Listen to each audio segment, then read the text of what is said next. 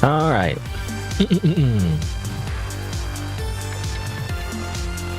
Today is Saturday, August 15th, 2026. Time to do yet another playthrough of Inochi no Tsukai Kata. You know, it's kind of hard to see there. the Japanese name. Again, the Japanese name just sounds cooler. I don't know. Obviously, I'm a weeb. You know, there's always the argument like, oh, you know, you only like the Japanese, or you know, you only like the when you watch anime, you know, you only like the subtitles only because Japanese is kind of sounds like a foreign language to you, and therefore you don't really catch all the nuances of the voice acting, and actually it sucks. You know, and the English dub is better. Like, I don't know. I disagree. I mean, there's a part of that's true because, you know, you just like the language, but I also believe, I mean, I mentioned this like 100 times before, but like the English dubs can be good, but they're limited because when you're not voice acting your original language, you have to lip sync to the animation is the problem, right? It's not the other way around. Usually, for example, if it's like a Western cartoon or whatever, the voice actors just do their lines, right? And the animators animate the mouth flaps later, right? But it's the other way around if you're dubbing like a foreign language is the problem. So there's always, I have always noticed, like, especially in the older ones, like 4-kit dubs or whatever, obviously Pokemon is the famous example, where the characters, if you notice, when they're talking, they have to like sometimes finish their sentences really fast. They have to talk like this, you know, and this is it, Frieza, I will destroy you, you know, like they have to talk really fast. Like, Speed Racer, for example, is another example, you know.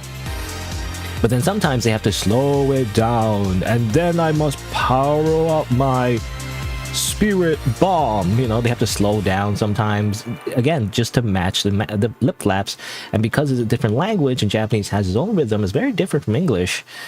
It just doesn't match most of the time, and the characters just sound weird, right, when you talk in English, because they have, not only do they have to like translate everything, they also have to match the cadence of the original language, which is why English dubs are not necessarily worse because they're just bad. It's just they're more restricted, you know, and therefore it sounds weird. The lines sound weird sometimes because of that.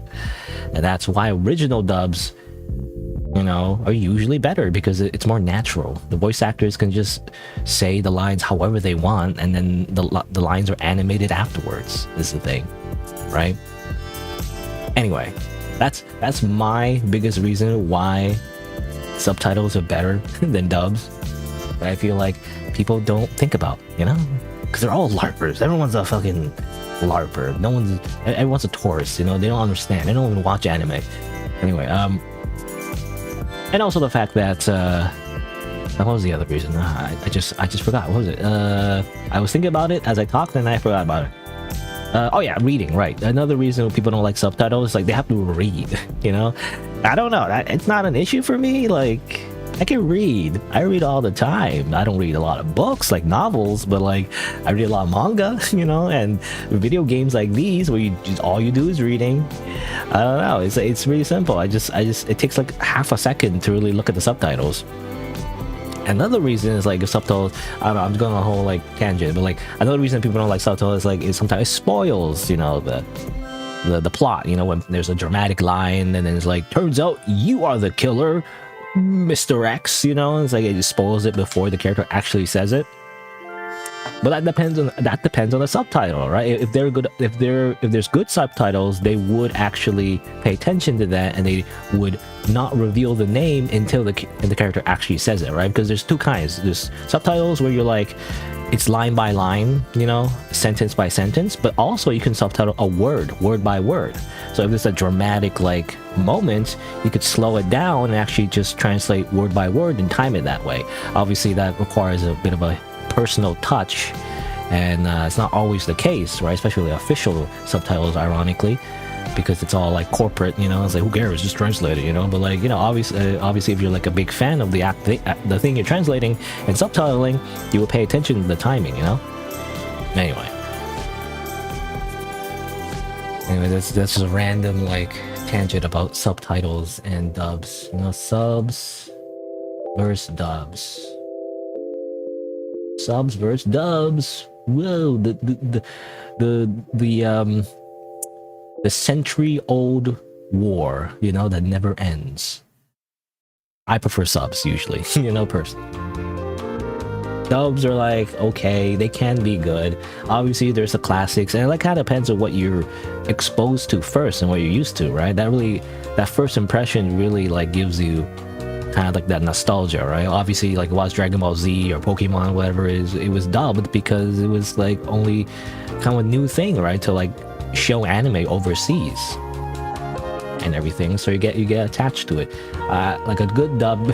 Well, I don't know if it's a good dub, but like in my head anyway, I have a lot of nostalgia for Death Note, the Death Note dub, because I watched it on TV. Actually, it was on TV.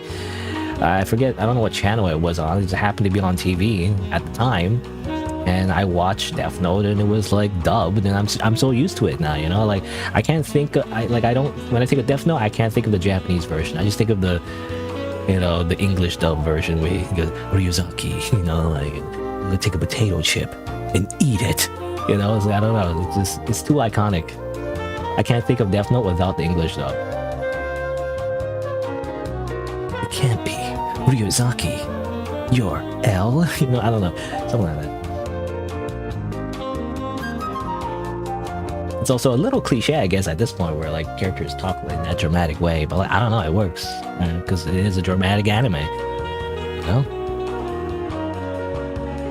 It's obviously not the same thing, but like when I think of Death Note, it's like in that same kind of tone and genre as like Breaking Bad in my head, you know. It's like, I don't know, something about that. I mean, it's just drama, or like a action, well, not action, but you know, I mean, sometimes action, but you know, like a drama, like thriller type story. You know, where every like episode is building up to something, and then it's gonna be all, you know, it all comes crumbling down, you know, the House of Cards, I don't know, something like that. The concepts are different, obviously, but like, I don't know, in terms of like the way the story feels, you know, it's like very similar. I guess like a maybe it has like 1,000 plot twists every 2 seconds or something. I don't know, but I don't know, something about it is still engaging though. Anyway. The use of life. What else I want to mention before I start playing this game and check out the other routes? Actually, completely different route, I'm assuming. Completely different characters. Oh yeah, I want to mention real quick, was it like Twitch did something? It doesn't really matter to me because I don't have a big Twitch following. I mean, I don't have a big following in general, but I think, where is it? Let me find it. Yeah, right here. Does it show? Does it dox me or anything? I don't know. Just want to show real quick. Training for generative AI. So this is on by default, by the way. Allow your channel content to train generative AI content models at Amazon. Okay. And then turn this off. It's not opt you out of blah blah blah blah blah blah. Anyway, but basically, yeah. ChatGPT, but not literally ChatGPT. Obviously, every company has their own AI. The show, was it not loading? There it goes. It's loading a long time because I'm using a VPN. Because I'm in Norway, apparently, supposedly, allegedly. Which one was the AI one? AI, yeah, training for AI. And then it's like it just gives you the same information. You click on another link. And then you go here. So what does it mean for my content to be used to train?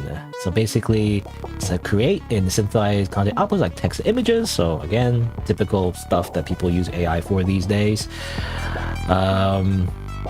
Maybe used for future gen AI model improvements. An example is for speech to text to improve captions. Well, that's giving an example. Another example would be to use deepfakes or something. I don't know. If you opt out, and not allow your stuff to be used for AI, future, training for AI, for text, audio, images, or video. But it's not up to all of AI or machine learning. So you're still required to be part of it, even if you don't share your personal content, is the thing. But I guess people do that anyway. Like, I mean, Google has been doing that forever. And, they even like, they were the first originators of like taking your data and not telling anyone about it, But anyway, but they still do it for like captions and stuff like that. But that's an example though. I don't know. Hello, Ilias, by the way. I'm just going over real quick about how Twitch.tv uses your content to train their generative AI. Amazing. I don't know. I mean, I don't know if they can take much from me, but I turn it off anyway because I don't know. I don't want my stuff to be used for AI training. Kind of reminds me of like, was it flock cams? Like flock cams, right? There's the whole thing about flock cameras and how people, at least online anyway, post about how like they sabotage them. But anyway, they're used for innocuous reason, it's to check license plates or whatever. But really, a secondary aspect of it is like, invading your privacy. And so I wonder, like, when you allow Twitch to use your content for AI training, it's like, oh, actually, well, if we think you're doing something bad or unethical, we're gonna use that data as well to like ban you or something. I don't know. They're gonna put it in like some kind of model where like, illegal user detected, destroy them. I don't know. It kind of reminds me of that. Is it on by default? It is. So you have to turn it off. Everyone, actually. I wonder, like, I think, like, even if you're just a normal user that never uses, like, never makes content, I think it's still on. So I wonder how that works. Like, is your chat messages used for training AI? I don't know. The thing is, I feel like this has been going on already, even outside of Twitch's control. People have been using, like, chat messages, for example, to train their AI already, actually. Even, when it was like a twinkle in everybody's eye, I guess. Is that the right metaphor or saying? I don't know. Like, before AI got really, like, viral and popular, people have been doing that, actually. Collecting your data, collecting your chat messages. I think Twitch is just being more, ironically, transparent about it, but obviously there's a backlash because of, like, well, nobody likes AI, Well, I didn't say nobody. I mean, corporations love AI. But I don't know. At least the people or the sphere, that I'm kind of like observing on social media, most don't really like it, And I mean, I agree, right? For the most part, people are lazy and just use it for like AI slop and just creates more slop, But then again, isn't that just humanity? Like, most people are just really lazy and they just output a bunch of mass-produced slop. And it's just bad, even before AI. I don't know. But it makes it easier, though, is the problem, I guess. Anyway, but that's generative AI. Oh yeah, another thing would be YouTube. I think YouTube has a similar thing. I think it's auto dubbing, though, which I didn't like. YouTube auto dubbing. I also turned that off. Apparently, there is a thing. I mean, this is a while ago, but like, they have this feature where your videos will be auto-dubbed in a different language. So for example, if you normally speak English, you will auto-dub in Japanese, or if you already speaking in the original language Chinese, it auto-dubs in English. The problem, if you actually seen videos like that, is that it sucks. The auto-dub completely changes your voice and sometimes gets the wrong voice, and then you lose all emotional energy, Like, you lose all of the context and the tone of voice of the actual original language, and it sounds really bad. And it sounds like a robot, for one. And like, I don't know, it just seems bad. It sounds good in concept, to reach an audience outside language barriers, but I don't know. The dubbing is just kind of bad, though. Unless you're doing like very specific content, like you are just reading the news or something. I don't know. That could work, I guess. But like, Like when you're talking like a normal human being, it just doesn't really work. Anyway, I turned that off too. I think it uses AI too. I mean, obviously the dubbing is AI. It's an AI powered tool. I mean, it says here in the AI overview. Everything's freaking AI. I don't trust AI overview anymore. You know where I go to? I go to Wikipedia. I don't know if Wikipedia has anything on it. I guess it doesn't, but for most like information these days, I go to Wikipedia to confirm facts. Because it's funny, like back in the day, teachers always told you, at least back in my day, teachers would always say to not use Wikipedia because anyone could change it, right? Go in and vandalize it, and that's true. Though the moderation is pretty strict, you can't just do that like willy-nilly. But for the most part, yeah, you can go in, you can vandalize it. It'll be fixed eventually, but you can get the wrong information. And also, like, it's not really a primary source. You could use it like an actual encyclopedia. I mean, that's what Wikipedia is based on. You could use it for its sources and then go to its sources to get the actual primary source, right? I don't know, I feel this is like basically a like English 101, like primary sources versus secondary sources and stuff like that. I think that's something that the internet, maybe it's because it's a bunch of young people, maybe it's a bunch of people who are just illiterate, I don't know. But there's a difference between primary sources and secondary sources. People often use secondary sources to spread their information, like articles and like TV shows. And to be honest, I mean, I do it too because like I'm too lazy to look it up, But if you want like actual like facts, right, from like something that happened, you want to look for the primary source, which is like basically what actually happened, right? Not just like secondhand, because you end up with like a telephone problem, which is not the device, but I don't know what we call it, telephone game, like a telephone game thing. It's a telephone, see, again, Wikipedia, the telephone game where the original information gets passed from person to person, and then all context and even the actual communication, the actual facts get distorted. And I feel like that's what happens a lot on social media. People don't realize, give an example is like, oh, this content creator was racist, we should cancel them. Yeah, everyone goes in a big like mob, they take out their torches and they freaking like get them canceled or whatever. I don't know how that would work. I mean, sometimes I feel like content creators can't even get canceled. They say they get canceled, but nothing really happens. But anyway, let's just say that happens. But then when you actually do research and dive into what actually happened, it wasn't racist at all, or at least very minor thing that happened like 20 years ago or something. I don't know. And it's like it's as if like everyone's saying that this specific content creator is super racist, ultra. I mean, that could be true, but like they're just ultra super racist and a criminal and like they're horrible, But then it's just this one thing that happened, one small thing from a long time ago that wasn't even all that racist, or something. It doesn't have to be racist, but it could be something else. I don't know, but it's kind of like that, right? And I feel like it's like a telephone game, and it's also the difference between primary and secondary sources. People keep just repeating what they hear from someone else rather than looking up the actual original source.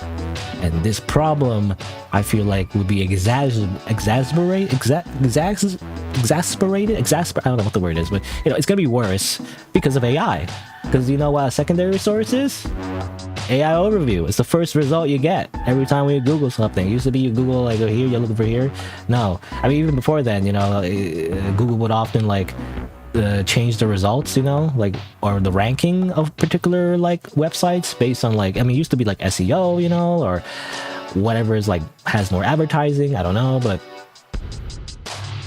it's not as reliable anymore. And basically even worse because AI overview is even more like secondary sources. I mean, they try to give sources here sometimes, but I've noticed sometimes when they give sources, it's the wrong source. They sometimes just make things up, especially when there's not a lot of information about a particular topic. They give like the wrong source, essentially. Anyway, what am I talking about? I forgot. I went a whole other tangent, but like basically everyone's failed English class, and it's even going to be worse because of AI, because nobody's paying attention to English class anymore. They're going to use ChatGPT to like generate their essays, and everyone's going to be illiterate. I don't know. I don't know. Anyway, I forget what I was originally talking about. I think it was about like, yeah, AI use and like Twitch and YouTube. You know, I mean, what's the alternative? I don't know. Doesn't really matter to me, I guess, for the most part, because I'm like, a big content creator. But I don't really have. I was gonna say, like, I don't really have the time to really like make content that's more, I guess, marketable. I feel like if I really want to lock in and become a YouTuber, I probably would use all the footage that I've used and make freaking video essays. I don't know. I mean, maybe I'm already hopping on the trend that's like too old. But like, I feel like that's what gets views, right? Let's plays don't get views. I mean, essentially what I do is let's plays, and like that only works if you've been already had a big audience and you continue to do it. But like, as someone who doesn't have a big following, you know, what do you bring into the table? If it's just a let's play, and it's not gonna like, I mean, unless you're lucky, I guess it goes viral somehow, but like, you know, it's not gonna get you anywhere. You probably want to do is make more what's the word, I mean, edited content, basically curated content, especially following trends. You know, it's a whole thing where you can go, by the way, if you want to be like a big YouTuber and just you don't have any, if you have no like I guess a soul, you can do this. You can, it's a very common thing. You go to Google Trends, you look up what's trending, and you make a video about it. You know, that's it. Doesn't matter. It could be complete slop. That's how you get views.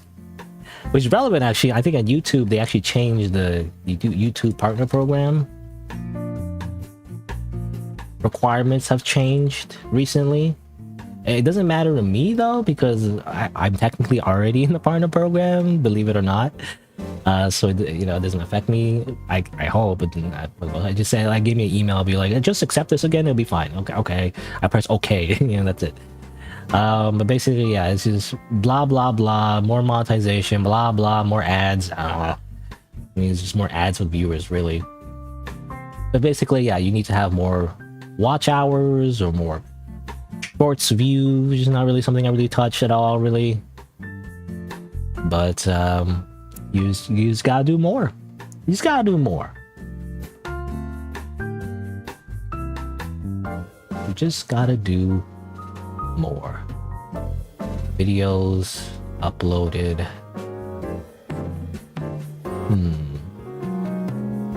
Wait, no, maybe it does matter to me because I didn't read this part. Wait a minute. Entry thresholds. I mean, it'll be for next year. You need 8,000 watch hours or 20 million qualified shorts. That's crazy. I guess shorts are just not as value as much, I guess. And you also need 1,000 subscribers. If you're already here, if you already have the YouTube program, or you're already in the YouTube partner program, your status is not impacted by this update. There's no changes. But then there's also being active. So to better recognize being active, you have 1,000 qualified watch hours. Now, do streams count though? I'm not sure, because 2 long form videos every 90 days. Do the VODs count? Because that's all I do these days, to be honest. I haven't really uploaded like an actual proper video really for a long time. So I don't know if this counts. Does this count? I don't know. Need 1,000 qualified watch hours, 1 million shorts. I mean, at the end of the day, it doesn't really matter. The only reason I want to be in a partner program is so I can turn off ads. That's really all I want, for the most part. That's why I get annoyed when I get copyright claims, because then sometimes I think you're forced to put ads on your videos, which I don't want. I want to turn off the ads. I'm anti-ad. But that goes against YouTube's interests. YouTube wants more ads. I want less ads. That's the whole point. I don't know. Anyway, let's play this game. Go here. Pause this. And let me go to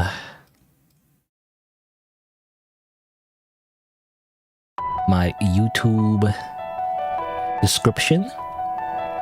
Add a little timestamp. I wish you could do it automatically. You know, I think on Twitch you can. You can put /marker, I guess, on the chat in Twitch. If you have like permissions, I think you're like obviously the channel user or the channel well, person, I guess, to add like a marker on the VOD. But well, Twitch VODs they're not a thing anymore, really. You know, I mean they are a thing, but not really. It's not as useful as YouTube because YouTube archives last longer. On Twitch, they barely last any at all because they changed it a while back, so they can't keep stuff on Twitch for a long time anymore. Alright, use of life. Inochi no Suikata. So this RPG that I've been playing for a while at this point. I thought it was going to be pretty short actually, but I've been playing for a while. This is a 7th stream actually. You know, it feels like a little low budget, but I really like it. You know, it's kind of like a choose your own adventure with some pretty simple like combat mechanics, like turn-based RPG combat mechanics, where you have to react to certain attacks. But like, I don't know, I find it pretty engaging actually, because it's like it's not exactly a walk in the park. It's actually a little bit difficult, so you do have to be actively engaged. I mean, just like the Paper Mario RPG essentially, right? You have to like press buttons. You gotta do QT events, but you know that small little thing, you know, actually really helps. Anyway, so I actually went back. So I got 2 endings involving Misha, which is a pink bunny rabbit girl, you know, that engineer tomboy that follows you around from the beginning. One is like you are a Sigma male, and then you're like, no, be gone, thought, you know, and you go power up into Super Saiyan 5 million and destroy the dragon with your super powerful abilities, and then you also explode because, you know, it's like Kaioken times 1 million, you know, you die. But the other one is that you're like, yeah, you know what, actually I'm gonna go home and be a family man, and then you just decide not to do that, and then you just make a bunch of babies with Misha, you know. I don't know, something like that. However, there is a branching path, and I don't know how much of a difference it is. I try to avoid as much spoilers as I can, but I did notice characters' names because I was trying to look up like, okay, well, like I mean, for one, I was trying to find like some kind of like character art, you know, of the character that we see here, basically in Dawn Hill, or I guess before that, a little bit before that, you know, after chapter 1, after act 1, you actually see a character and she like mentions to go visit her and everything in the forest, and you never see her again, you know, in the other route. So like I want to see like, okay, what happens if you follow up with her? You know, I was trying to find like art actually of her, and I was like, well, you didn't get her name, so I had to look up her name. It's like I still couldn't find anything, so I literally went to I went to the game folder. I extracted all the assets from the Unity game engine, you know, because that's what the game is made in. It's made in Unity, I believe. And I tried to scroll, you know, and not spoil myself too much, but I spoiled a little bit of myself. But I was trying to find character art of her, basically, so that I can use it as a thumbnail. I did, eventually. Well, I guess I won't say her name is yet until, you know, it's spoilers. But anyway, I went back though to these first 2 slots. So these first 2 slots, originally, I think I played it before I even streamed it actually, because I was checking out the game. I was checking out the both routes. I was checking like, you know, if I maximize Flame of Power versus maximizing Flame of Life, which is kind of like a whole mechanic in this game.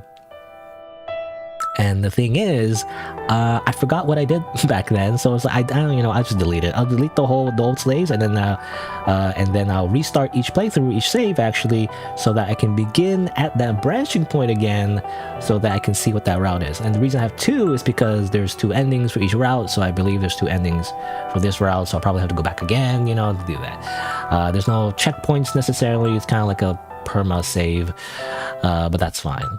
I'll just deal with it. But I think I'll load this one. The only difference is like I did everything in the first act again. I beat the werewolf. I fell down, went through the hill.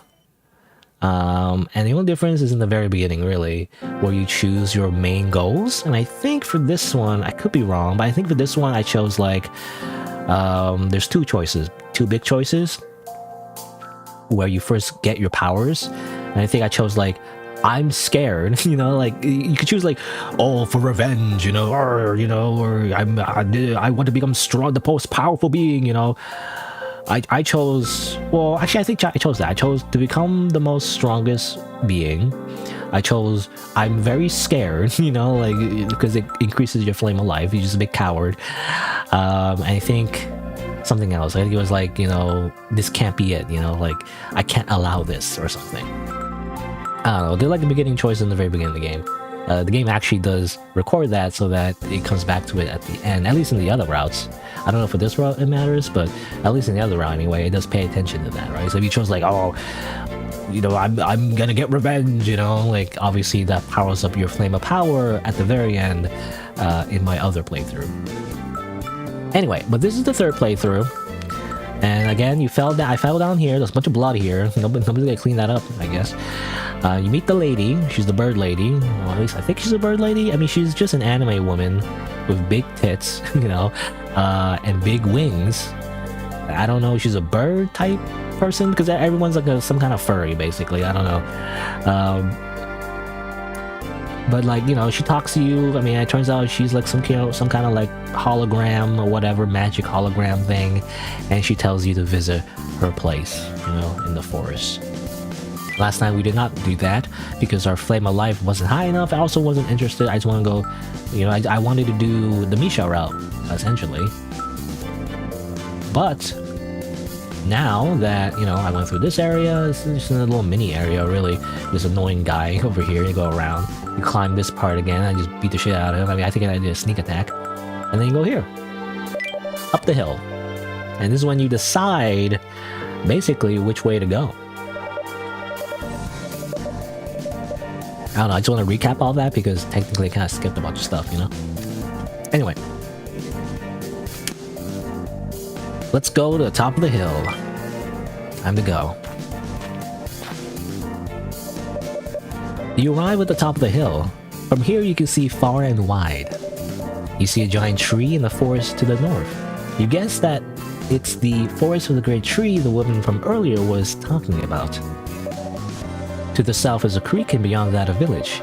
If you want to find Misha again, it will probably be a good idea to go this way.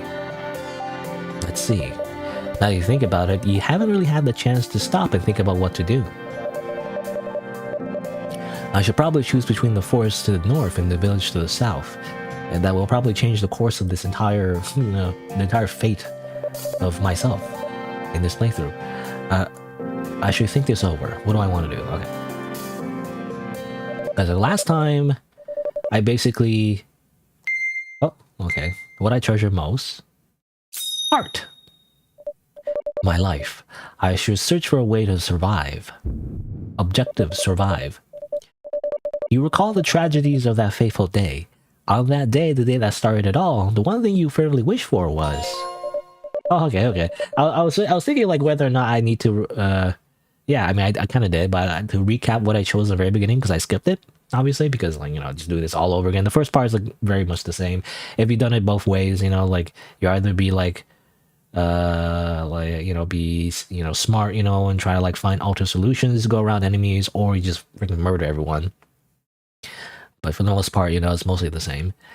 But yeah, I chose this one for this save. I chose, I'm afraid to die. That's right. On that day, my strongest wish was to survive. I don't want to fear for my life ever again. Whatever I do, I don't want to die.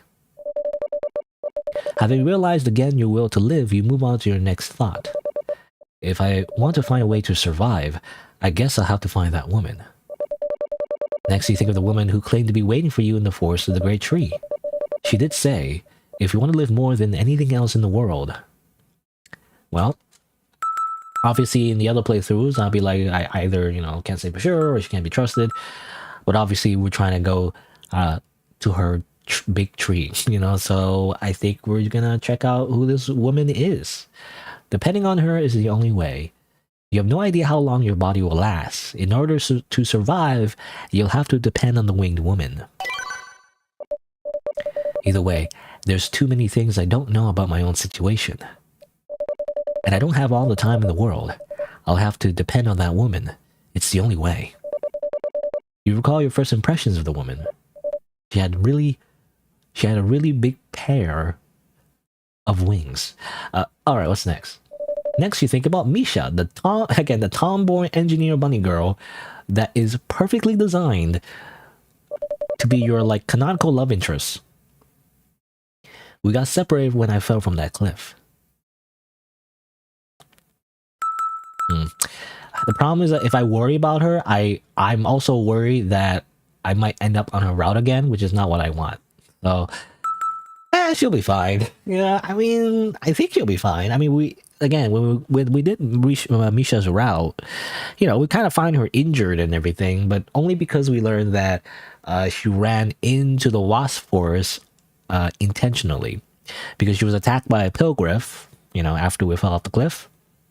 And then she ran into the wasp forest. Then she put on some anti-wasp perfume, I guess.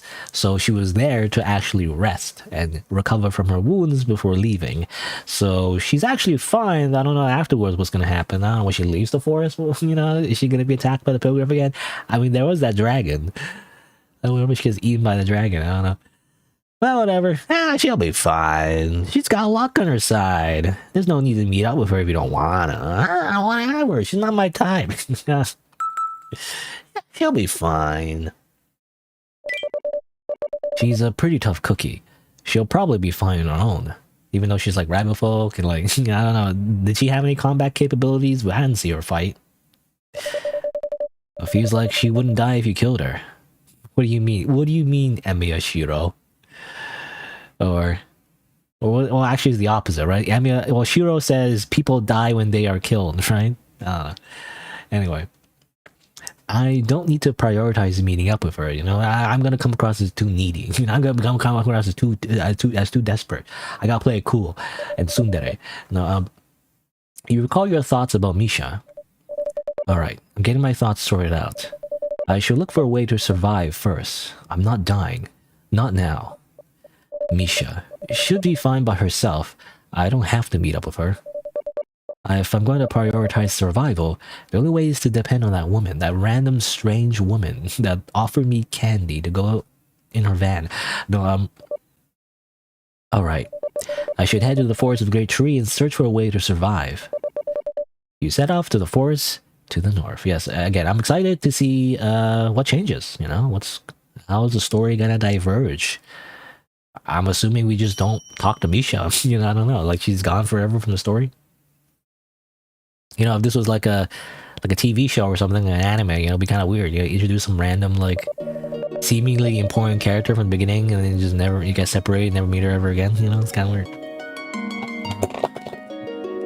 Knocked over my spray bottle, my lens cleaner spray bottle for my glasses.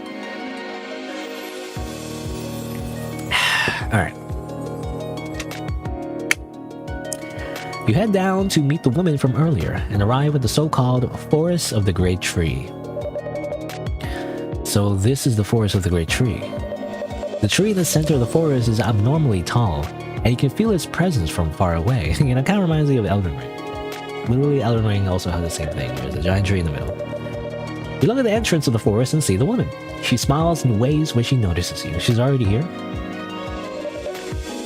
I guess this is the place. You know, I thought we had to like go through the entire forest first to find her house. She's right here. She did say if you want to live more than anything else in the world. Oh, I'm so glad you actually came.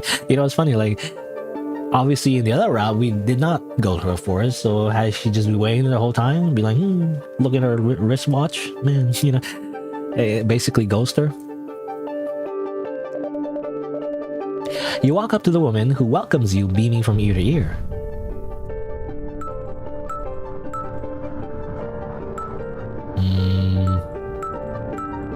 Well, we'll just talk. Well, I could urge her to talk. Be kind of rude, though. Yeah, I don't know.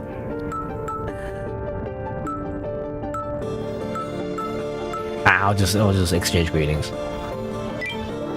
Yeah, I came. I don't know, for some reason, even though I feel like the other choice is the objectively correct choice because it makes your numbers go up, I'm like, well, that's just rude. You know, I don't want to be rude. Yeah, I came. I was interested in whatever you want to tell me. And it's not like I've got a death wish. I like your way of thinking, big guy. Okay. You've come to the right place. Also, again, I feel like, obviously, I don't know. I mean, it's not, I don't think it's just the big boobs, but she has that ara energy, you know? She's that, you know, that energy. I love to chat, but we don't have much time. Let's just get right to it, shall we? The woman takes a deep breath and faces you straight on. By the looks of it, I say you're much stronger than the average rabbit folk, yes? And I can only guess what happened, but you're being weighed down, almost possessed, by a lot of resentment and grief. Yeah, that's a curse, eating away at you. At the same time, it's a blessing that grants you life and power. Unfortunately, that power is too strong for you. Your soul can barely handle it, and what wounds the soul eventually wounds the body. Such as sudden bouts of dizziness and even coughing up blood. You think about all the times your body seemed to have given away ever since you started your journey. It was like 1, maybe 2 times, maybe, I don't know. At least in Act 1 anyway. I don't really remember the second time. I mean, obviously the first time is right after you defeat Worf, and he fell off the cliff, but I can't remember what happened another time, I'm not sure. I mean, obviously, I guess in the very, very beginning, you know, when you first get your power, I guess, you do collapse right after, you do faint. I guess that happened. Don't frown like that. Looks like you know exactly what I mean. In that case, simply healing the body won't be enough. You'll need special treatment. But in order to do that, we'll need a variety of rare ingredients. I'll have to ask you to do me a favor. Well, wait, how do you know that? You know, like, what do you mean? Who are you? How would you know that we need rare ingredients to fix whatever we have? She sounds like a scammer, you know? She's selling snake oil. So she's willing to help, but not for free, huh? Got it. What do I have to do? I want you to protect the girl and escort her to where my real body is. Okay, she's still a projection, by the way. She's still on a Zoom call. She's doing like FaceTime or whatever. Real body, a girl, Metal Gear, you know. Real body. Well, this body is just a mirage I made of magic.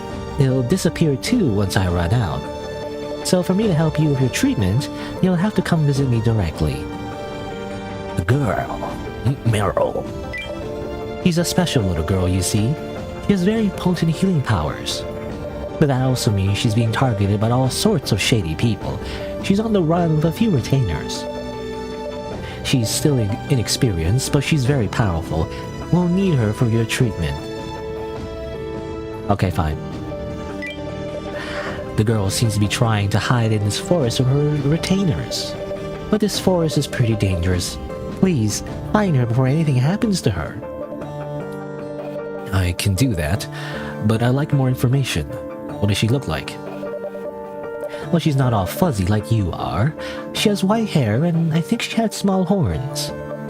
White hair and small horns. Got it. Are you coming? I'd love to go with you, but that's a bad idea. What if someone scary shows up? Let's meet up again later. I'll go looking for you, so focus on finding the girl first, alright? Right. Well then, see you later. Okay. I don't know, something about her, I don't trust her. I don't trust her and her giant pair of wings. Oh yeah, by the way, I think for this playthrough, at least for this save anyway, I think, what am I doing? I think I'm going, yeah, fighter and mage. I'm trying to do the sword mage thing. I think for my last, well, I guess hopefully we haven't reached there yet, but like, you know, after this playthrough, after this ending, obviously I'll do this route again, see what the other ending is like. Then I'll probably do like a fighter samurai class instead, you know, pure melee. I don't know, that sounds the coolest, so I'll probably save that for last. I don't know, I'm the type of person, at least if I'm gonna do multiple playthroughs or multiples of anything really, I always want to save the best for last, you know, so I'm gonna save the pure melee build for last as well, because that sounds the coolest to me. But for now, I'm gonna do like a freaking fighter mage type hybrid instead. which I guess, well, mage requires intelligence, right? Intelligence. I'm gonna need some intelligence as well. Get some intelligence. Some more speed. I'll give her some more speed. Alright. Let's continue forwards. Let's see. This is all new territory for me, so I'm gonna have to figure out, you know, like typical CRPG fashion, you know, because I feel like in a lot of CRPGs, I feel when the first time you play it, or yeah, I can't speak. When the first time you're playing it, I mean, any kind of like choice-driven type gameplay, I guess, it feels like every choice matters, you know. When you replay, it tends to expose the fact that actually not all choices matter, actually, and some just give you better benefits, and then you just kind of like min-max. But you know, the first time you do it though, everything feels like, you know, everything is so important. So, you know, it's more fun that way, I guess. You step in the forest and it's dark and quiet. It looks like a normal forest, but I have a bad feeling about this. She said this place is dangerous. I have to be careful. You look around you as you walk and forget to look where you place your feet. You feel like you just kicked something. You look down to see what it is, and find a plant-like creature staring back at you. Again, there's typos. Starting back at you, staring back at you. Okay, what is the... I mean, just like the last area, when they introduce a goblin, they introduce like, some other random creature. Again, I feel like the goblin they introduced for like such a small area, you know, and it seemed like a big deal, but you only fight them like 1 or 2 times, and that's it. A living plant. Living plants, often called forest spirits, create nutrients to feed to the trees, and grow into treants to protect the forest. Is it treants or treants? Oh, sorry, I didn't mean to kick you like that. You apologize to the living plant, but it doesn't seem keen on listening, because it doesn't have ears. It leaps up as it wants to take out its anger on you! Oh no! Damn it, you leave me no choice. You won't be able to talk your way out of this fight. The angry living plant attacks you! Oh no! Okay.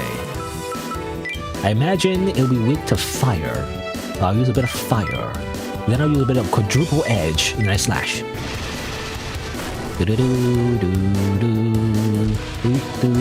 Oh yeah, I gotta get used to the gameplay again, you know? I only play this like once a week. So I lose all my muscle memory, I feel like. Like if you really wanted to, I mean, I guess if you're a speedrunner, which I don't know anyone would be speedrunning this game, I guess. At least I don't know anyone. But you can like eventually kind of like learn all the moves, you know, just by looking at the name. Because you look at the name, and then this is something I only really noticed like afterwards. But like for example, in my last playthrough, when you fight Vor, especially in your D-powered state, where you're like level 1 or whatever. Well, not really level 1, but you don't have all your superpowers basically. Whenever Vorf attacks you, he's actually using most of the same attacks he was using when you fought him initially as the first boss. I only noticed it because I replayed the first act again. I noticed like he did like, well, I don't remember exactly what he did, but like Hungry Wolf or something, right? The names of the moves. Some of these names, for example, they don't say like in which direction you should be dodging. Sometimes they do. They say like, you know, head, so you dodge down, you know, because they're attacking your head. Legs, you jump up. But sometimes like this, like it says crack. You're like, what do you mean by crack? I mean, you know because you look at the arrows, but sometimes it doesn't show you, right? Sometimes it's question marks. It's, I think, dependent on your technique skill point, your stat point. But once you like memorize all the moves, actually, which, again, it really only happens if you go through the game like multiple times, I feel like. But once you do, you can actually just memorize all the moves, and then you'll be able to know how to dodge everything. I guess that's what hard mode is for, you know. But I don't know. There's just something special about that. I guess it's so simple. It's just QTEs. But like, I just like that, you know. I just like the fact that there's the potential for you, the player, to just get better. You know, it's not just your skills or stat points going up and then you hit bigger numbers. Well, I guess it's part of it, as RPGs. But it's also you getting better. And that's what I like Dark Souls, you know? Originally, that's what I like Dark Souls. That's what I liked about Dark Souls. And that's why I'm such a Dark Souls fan, Souls-like fan. It's because of that, right? And again, I can't really call this a Souls-like necessarily, but like, it's that same feeling. You know?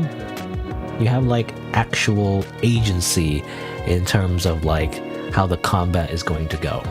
No matter how difficult it is, if you're just a god, you know, you can survive. Even the possibility of that, you know, is enticing to me. Even though, like, I'm not gonna like be a perfectionist, you know, obviously, just learn how to perfect like a particular game and do like a no-hit run, whatever. I mean, some people do that. But I don't know, just the possibility, the chance of that existing is what makes me engaged. But anyway, you stare at the dead living plant and think about what to do next. What now? Living plants can grow back as long as the core is intact. If you bury the body properly, it will eventually come back to life. However, the cores are very valuable as an ingredient for healing medicine and can be sold at a high price. You...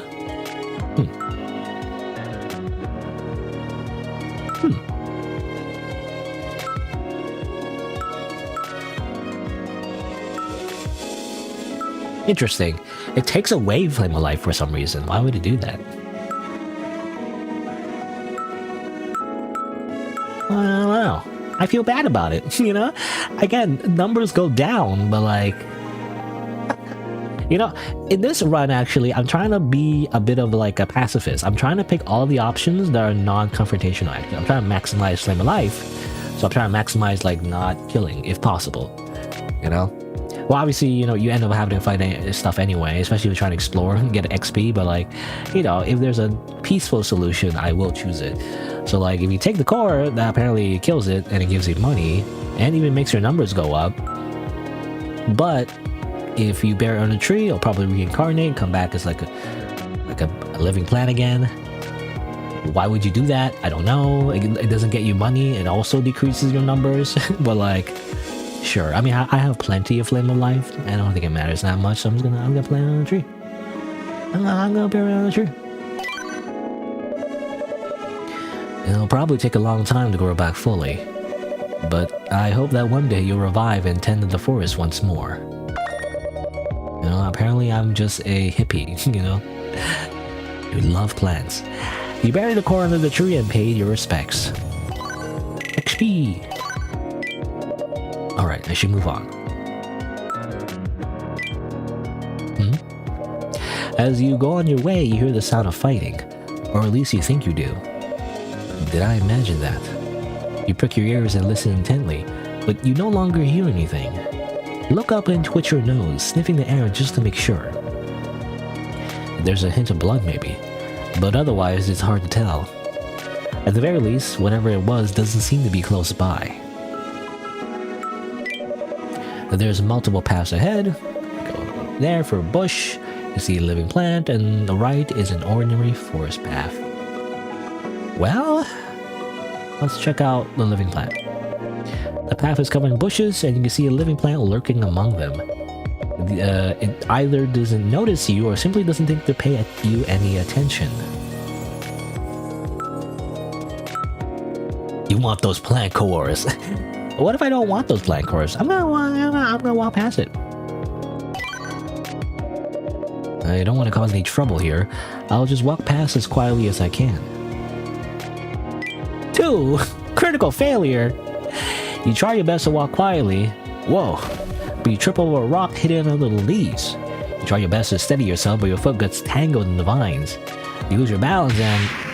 bleh. You take 150 damage. What? That's a lie, actually, in the beginning. You fall face first into a tree. Your whole head hurts. The world spins as blood drips from your nose. Ow! You stumble backwards and look at the living plant. It just sits there unbothered. You're like, what? The living plant is like, what the heck is this fucking idiot doing? But its body is trembling slightly, as if it's trying to hold in a laugh. Oh, okay, so it doesn't have ears, but like... It understands shortened fraud or whatever. What do you call it? How do you pronounce it? It's also an emote on EF2. How do you spell it? Shortened Schadenfreude.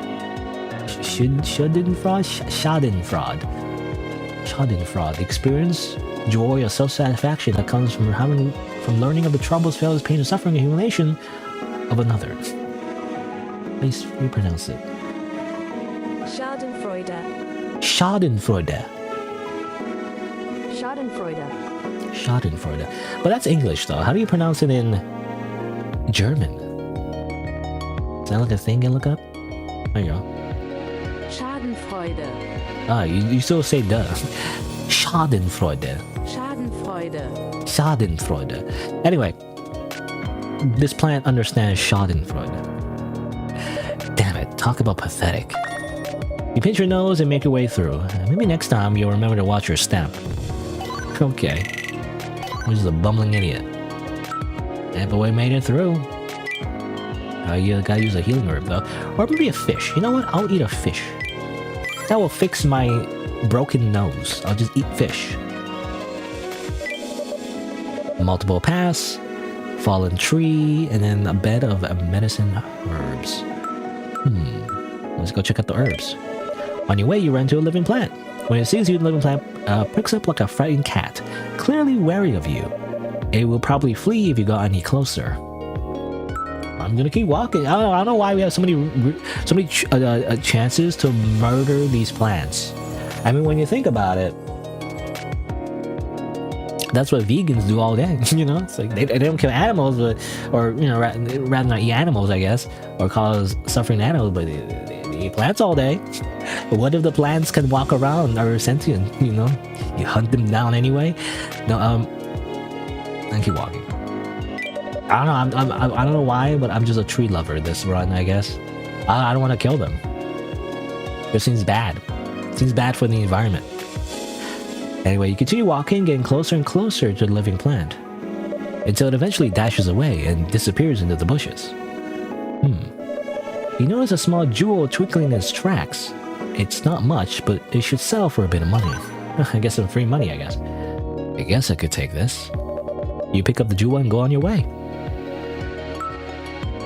Turns out if you're a pacifist, you get free money. As you make your way through the forest, you arrive at a dead end where medicine herbs grow. Maybe I should pick some to bring with me. You crouch down to pick some herbs, but you suddenly feel a huge presence behind you. Uh-oh. You quickly turn around and see a giant tree monster staring back at you. A treant. Treants are the warriors of the forest, and what a living plant eventually grows into, it doesn't seem hostile towards you. Ignoring your confusion, the treant hands you something. Goopy? What's this? Is this for me? The tree doesn't answer your questions, doesn't have the language to do so in the first place. It stares at you again before leaving the area. Well, if it's a gift, I guess I'll take it with me. You receive a gift. Oh, okay. Is that because, like, I didn't kill any of the living plants? Or like, oh, you're chill, bro. Here's some stuff. Thanks for visiting. You know, nectar, I guess, healing.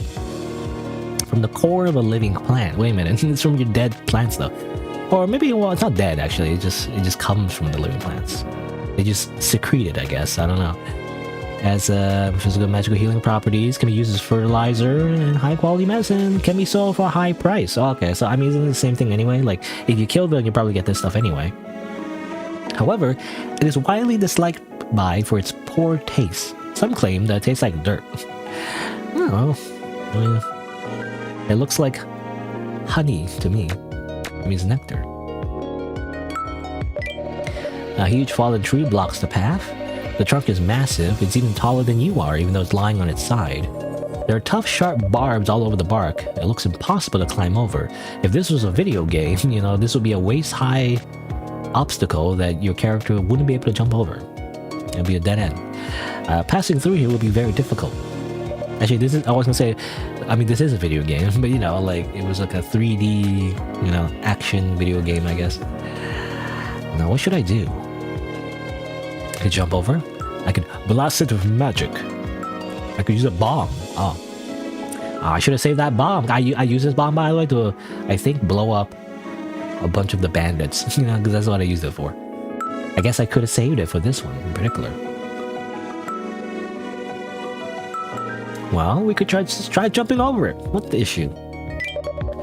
You walk far away from the fallen tree enough to get a running start. Alright. You take a slow, deep breath and sprint with all your might. Ooh, that's a high failure rate actually. Oh really? Why are we critically failing everything? You get a good running start and get ready to jump, but you put too much force in your kick and now tripping on your own feet. We're actually the clumsiest rabbit in the world. With all the accumulated energy from the running start, you stumble directly onto the barb-covered tree trunk face first. Ugh. You grimace in pain and fall back, rolling around on the ground. This is the worst. Having failed to jump and getting injured, you walk away from the fallen tree again. You can try again or do something else. What will you do? Oh no, I'm gonna heal. For one. Guess I have to heal. I don't use the... Oh, I can use the forest nectar. You wanna... it's saying you can sell it though. So... I wanna sell it instead. I can also use magic.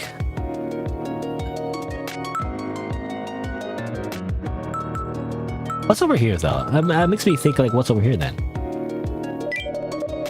As you make your way through the forest, you spot an area carpeted in soft foliage to the side of the path.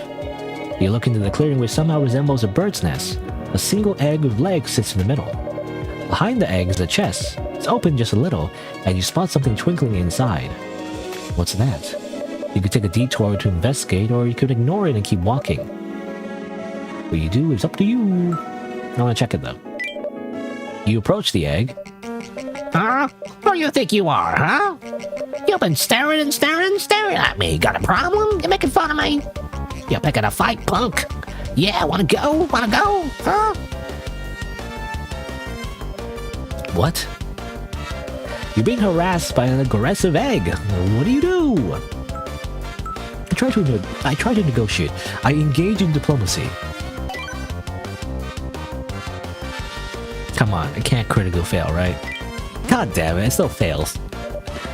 I'm looking for someone actually. Do you know someone like this? I was told that she has white hair and small horns on her head. How the hell's that got to do with me? Well, you tell him even I did know, you dipshit of a rabbit. You attempt to negotiate with the egg, but he's far too hostile and unapproachable.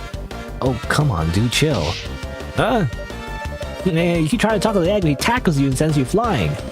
Looks like you're not one for civilized discussion, huh? What you doing over there, huh? You scared, huh? You're a coward, buddy boy. The egg continues to yell insults at you. What do you do?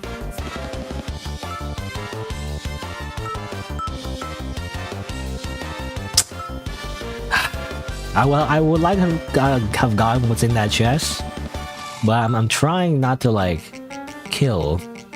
And he's just annoying. He's not like, I mean, he did hit us. I feel like I should kill him for self-defense, but fine, whatever. I'm just gonna give up. No good comes out of getting involved with delinquents.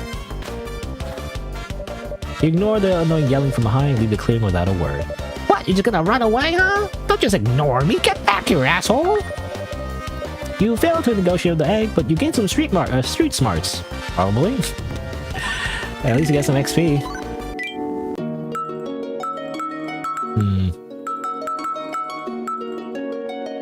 I'll get some skills. Let's see. Let's maximize our fighter skills to get enhancements. What's the enhancements give us exactly? Oh, this gives us enhancements, I guess. Oh yeah, these skills, because I haven't really used them in my other playthrough. There's obviously slash, there's double slash, quadruple slash, basically. There's counter stab, which is interesting, so every time you dodge, you actually hit them back. Similar to the other, like the Curse Blade one. The Curse Blade one, you hit back when you get a perfect parry, actually, but this one's just for dodging. I don't know how useful it is, because at the end of the day, I guess you get 3 hits in. I guess it depends like how many hits that the enemy attacks you with. If they attack you a whole bunch, I guess, you get many hits in, I guess. Smash! Big smash, but obviously leaves you vulnerable because it's red. Heavy smash, even bigger one. And cross break, even more powerful. That's basically it, that's fighter. Fighter is just hit stuff. Boonga boonga. And obviously the mage stuff, which I played with in my other playthrough already.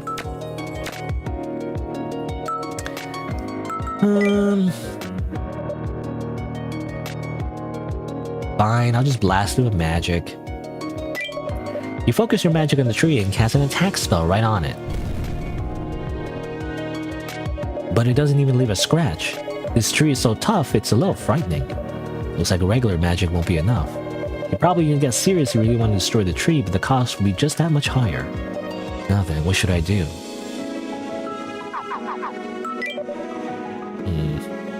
That sucks, I just wasted my magic. For nothing.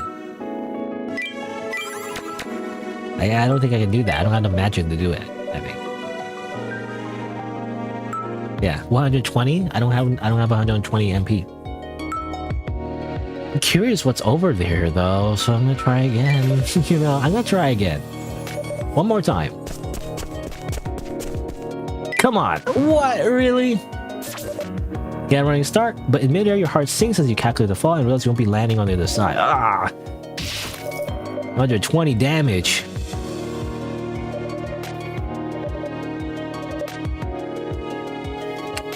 Again.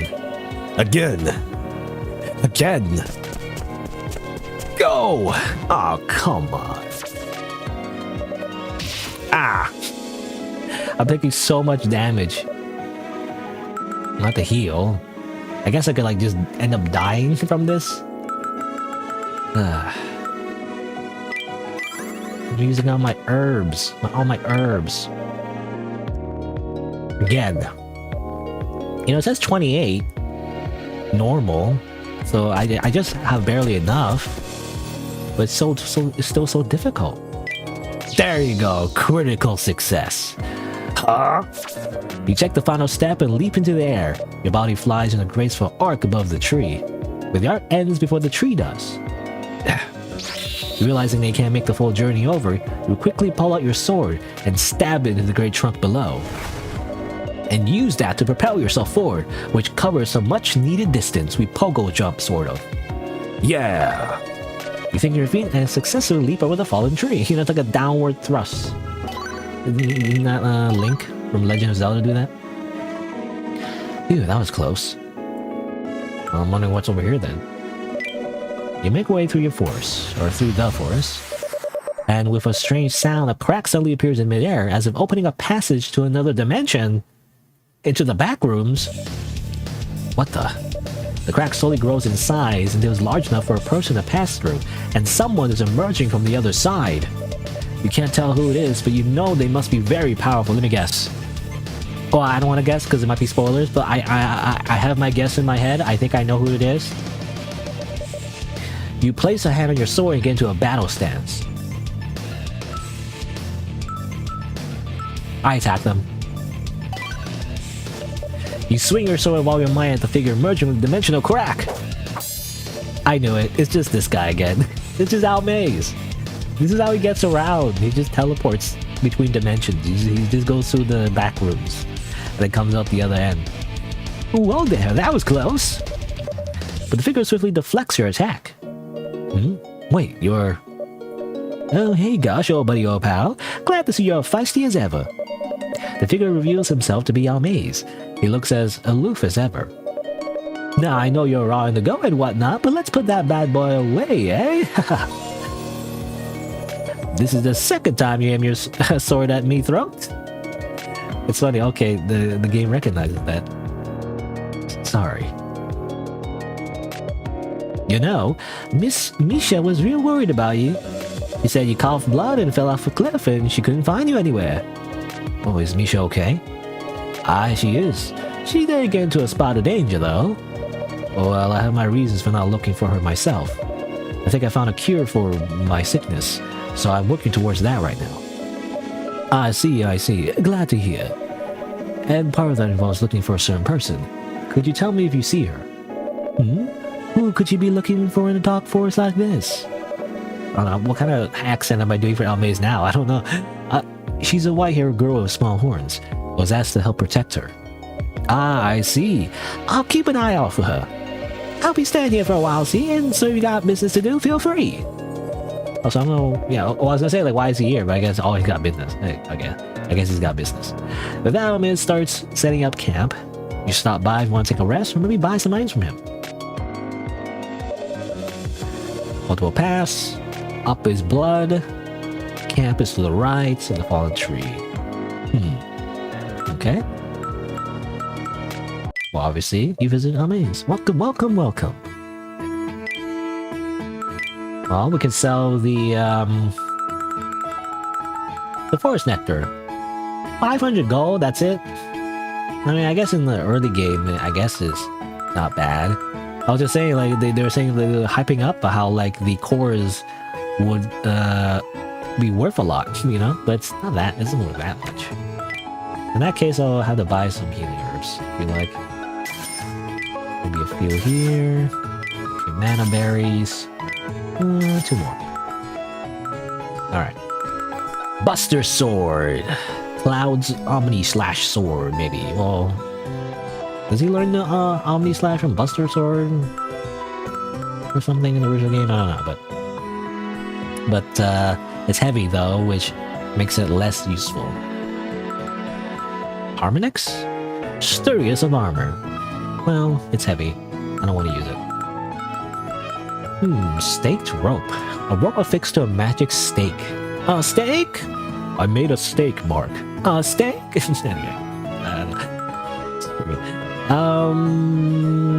Well, this seems useful, actually.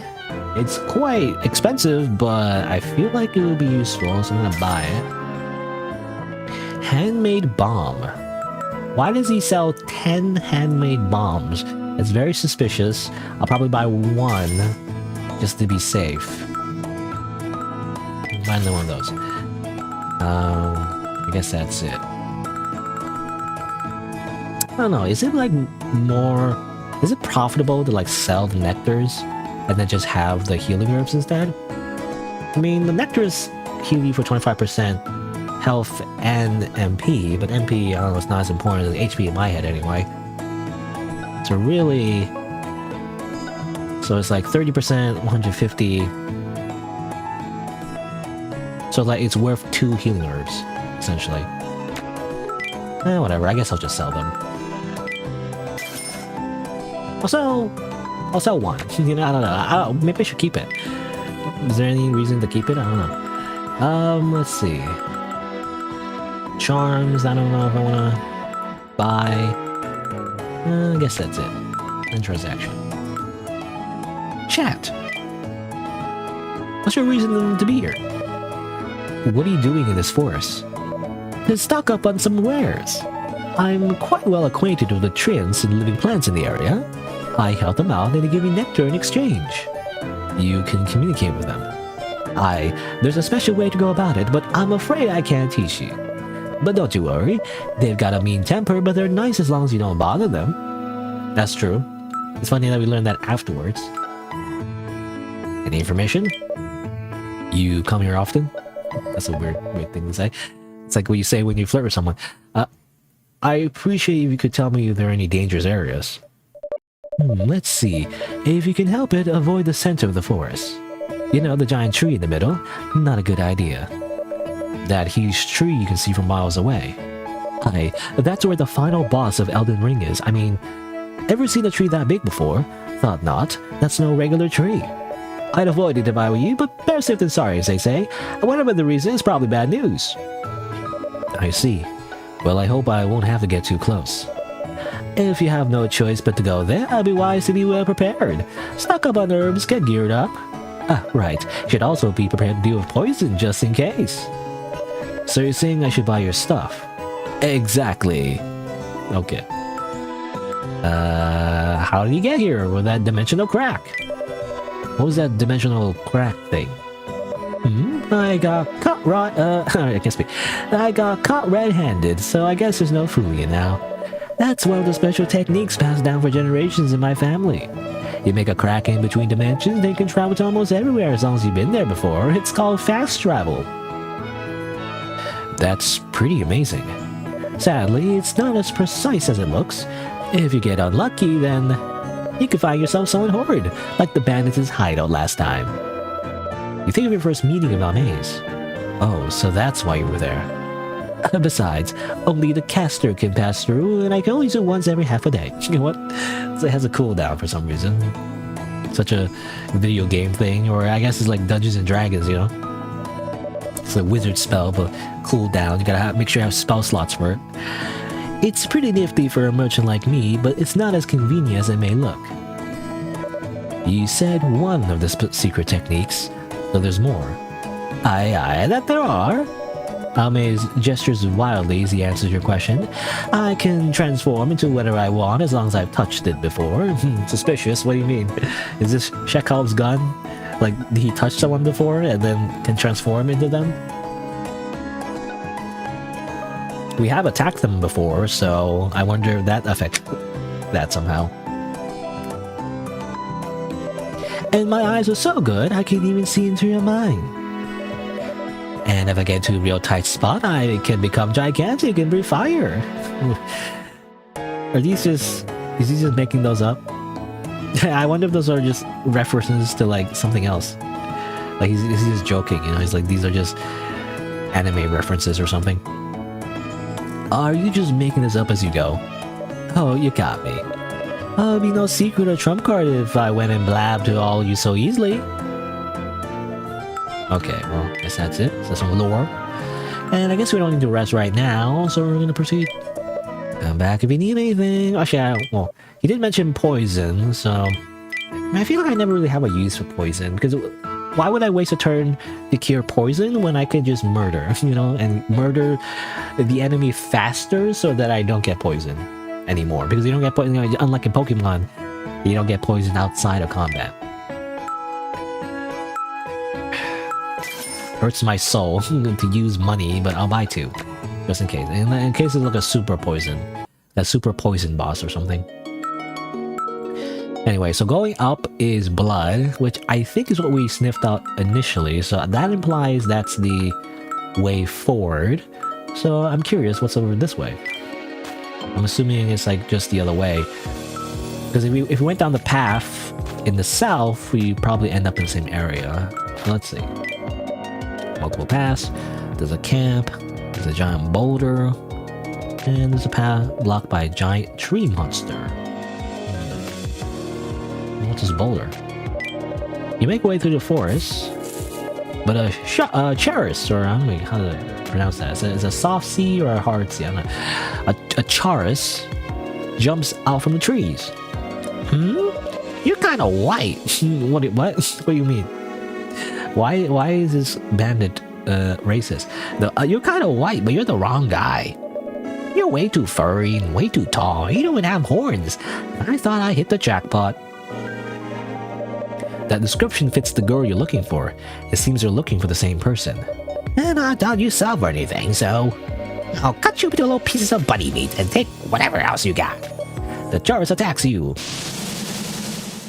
Great, well, I'm going to attack you instead. Slash to save up my CP.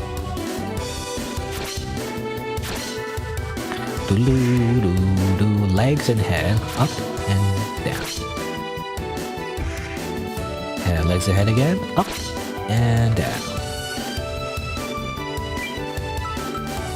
You know what? Counter step makes sense. Let's do a little counter step instead. How about that? What are Charis weak to again? I don't remember. I don't know, I'll do like a little fireball. Oh yeah, I can do incantations as well, but...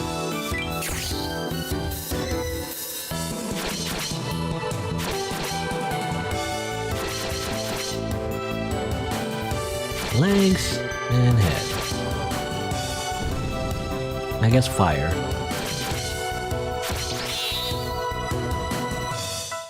This guy's pretty tough. I just guess he has blue clothes, therefore he's tougher. I don't know. Got the mad slash.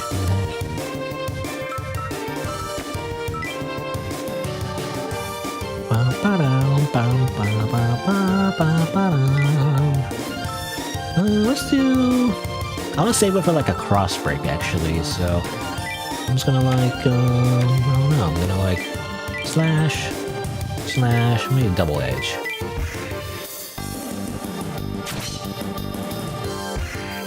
Mad slash. Oh, up, down, left.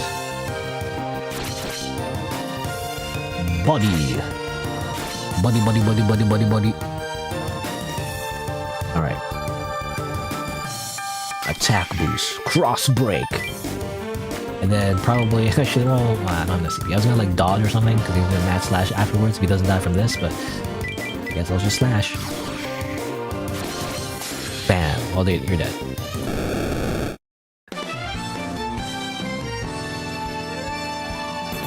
Again, the red moves do a lot of damage, but if it doesn't kill, then you're very vulnerable afterwards. At least that's what I remember what the game tutorial said, you know? So that's why it's risky. I don't want to use it all the time. Unless I think it's gonna kill. Now that I think about it, as you look down the dead Chorus, you recall what you were told at the entrance. She said the girl came to this forest to hide from something. Maybe she's running from these guys. Whatever the reason, this might be more urgent than I thought. There might be other pursuers. You make a mental note to be more alert as you leave the area. Who's pursuing her? Because it seems like someone told this Chorus to pursue her, so who told this Chorus? Again, I don't know, I'm suspicious, but...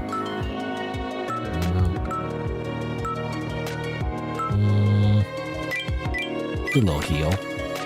But I'm curious about this. Apparently there's a giant tree monster. Can I say hi? As you keep walking, you spot a giant tree monster ahead. There's a tree and it's blocking your path. The tree seems to notice you, but it doesn't do anything and continues to stand in your way. Seeing that, you... Can I go around you, bro?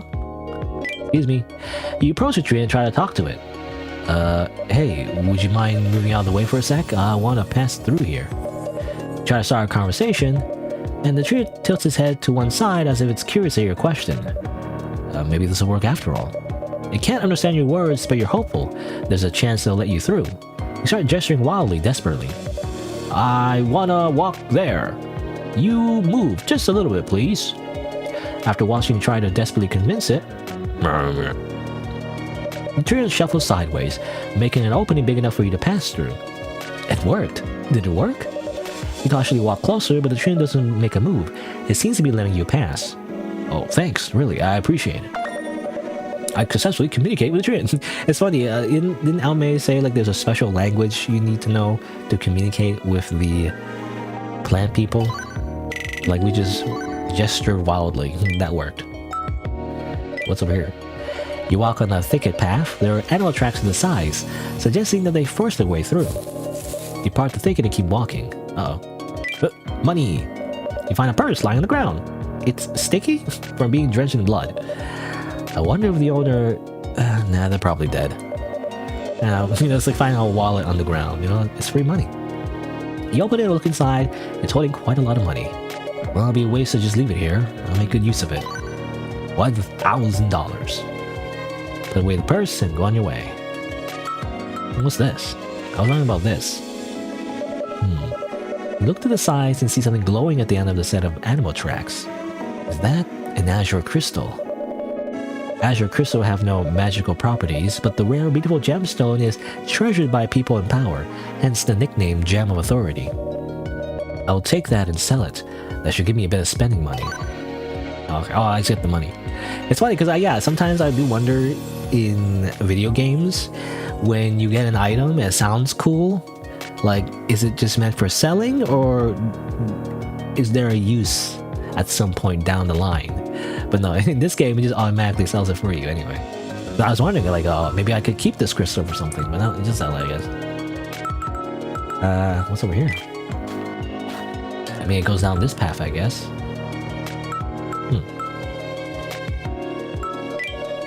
There's multiple paths ahead. Up there, left back to the forest entrance, and you see a bag on the ground. You also see a tall platform in the distance and a large tower, but you don't see a way up. Okay, so this goes back here, basically. So we just loop around. There's a bag. Incredibly suspicious that it's just here in this little enclosed area, but what's that? You walk down and find a large bag just lying on the ground. You pick it up and it feels strangely heavy.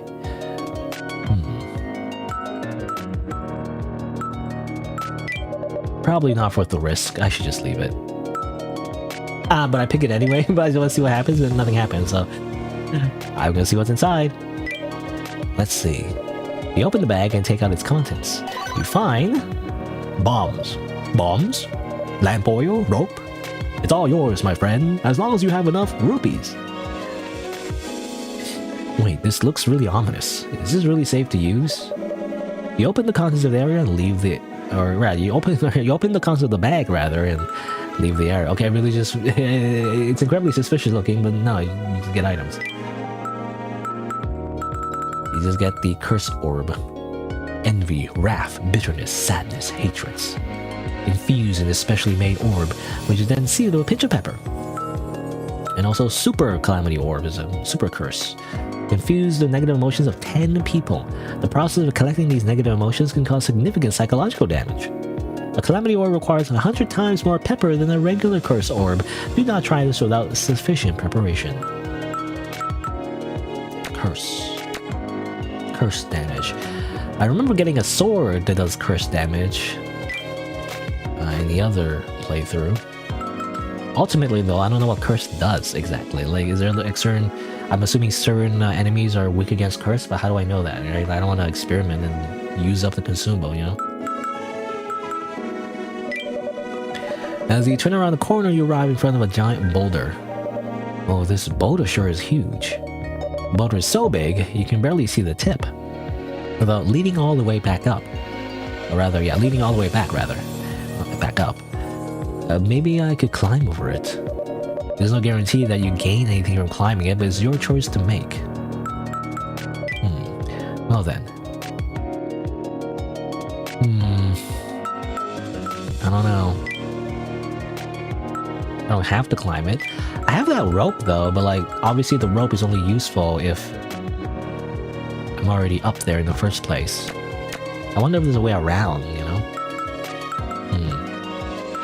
Well, let's go down this way first. Along the way, you get a regular event. It's money! Secret returns your blood. Okay, same thing. It's just free money. Very lucky, I just get free money. Oh, what the heck? It's... I mean, it's a lot of... I was gonna say like a lot of like characters in like media, but I was gonna say like Heracross, right? Heracross, the Pokemon, I think. Is that the name? I think there's also like how do you say, like a Digimon like this as well? I don't remember the name though. You spot a giant rhinoceros beetle. It seems to be busy picking fruits to eat from a tree that stands out from the rest. The beetle notices and tries to intimidate you. You're still pretty far away, but you can tell it would attack you if you got any closer. What the? Do you know that beetle? I don't know what that is. It's really big, and that shell looks pretty tough. I've never seen it before, that's all I can tell from here. Do you recall any information? Either way, it doesn't look like an easy fight. Okay, so that looks like a special boss. It's really big, you know, that's it. I guess if we had, you know, passed the intelligence check, we would know what its weaknesses are, but we don't. Tough shell. So I assume maybe poison would work well in that case. Possibly. We have that sword, that filthy sword. That could work. I don't know. Also has poison needle. I can buy poison needles. Okay, well before we climb that rock, let's go up here first. Let's see what's up. I want to see a bunch of blood. What? As you explore the forest, you come across what can only be called a gruesome sea of blood. What happened here? It looks like a group had been attacked while they were camping, but despite all the blood, you can't find a single dead body. I have to take a closer look. Maybe I'll find some clues. Time to investigate. You know, it's like Danganronpa. I mean, any kind of like murder mystery game, I guess. The first thing I think of was Danganronpa. I also think of Phoenix Wright. Even though Phoenix Wright is more like a... It's supposed to be more like a lawyer game, you know? It's supposed to be like a lawyer game, but like almost all the trials that Phoenix Wright gets involved in is murder, you know, so... Calories scatter around the campfire. It appears they were attacked during a meal. It's still warm, too. Maybe the attack was pretty recent. And I can't say for sure yet, I should look around a bit more. You see a trail of blood leading to a tall tree surrounded by yellow flowers, as if someone had been dragged along. Is there something over here? You walk closer, and something pounces on you from the tree. What? Uh-oh. It's a weird creature with an eyeball. Like a singular eyeball.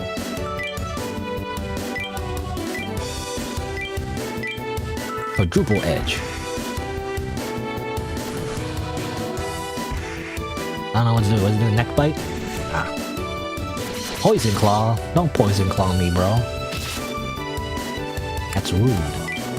Don't you know that's rude?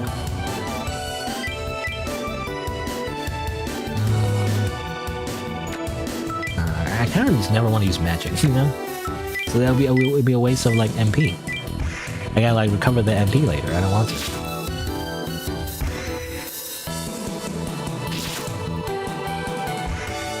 Quick bite.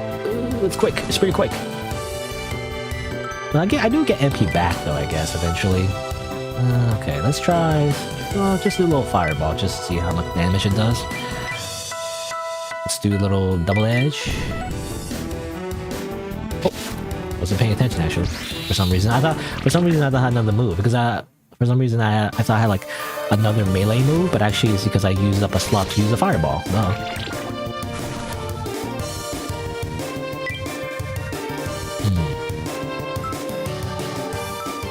Triple edge. Wait, how much did the fireball do again? I don't know. Do it again.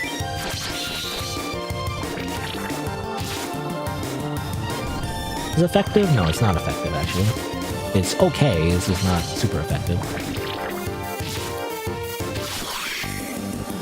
Okay.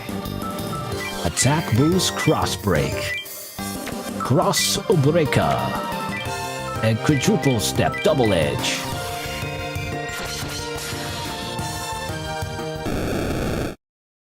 You know, even though I have magic abilities, I just never want to use it. So I feel like again I have to like use a consumable to like recover my MP, and I want to. You defeat the small creature with an oddly large eye. Did this guy do it? No, it probably couldn't do that on its own. There might be something else. You stare at the dead creature as you get lost in thought. When a large root crawls on the ground, huh? The root grabs the corpse and pulls it into the ground with it. Is it gone? So this tree eats dead bodies. Gives me the creeps. And a headache. What if the girl you're looking for has already been eaten by this tree? How would you find her then? The trails of blood lead further into the forest, so maybe there's still survivors elsewhere. Whatever the case, I can't just give up the search. I'll just have to believe that she's safe. What's in here? You find a bunch of supplies.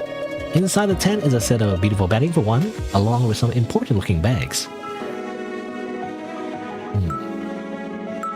I'll look for clues first.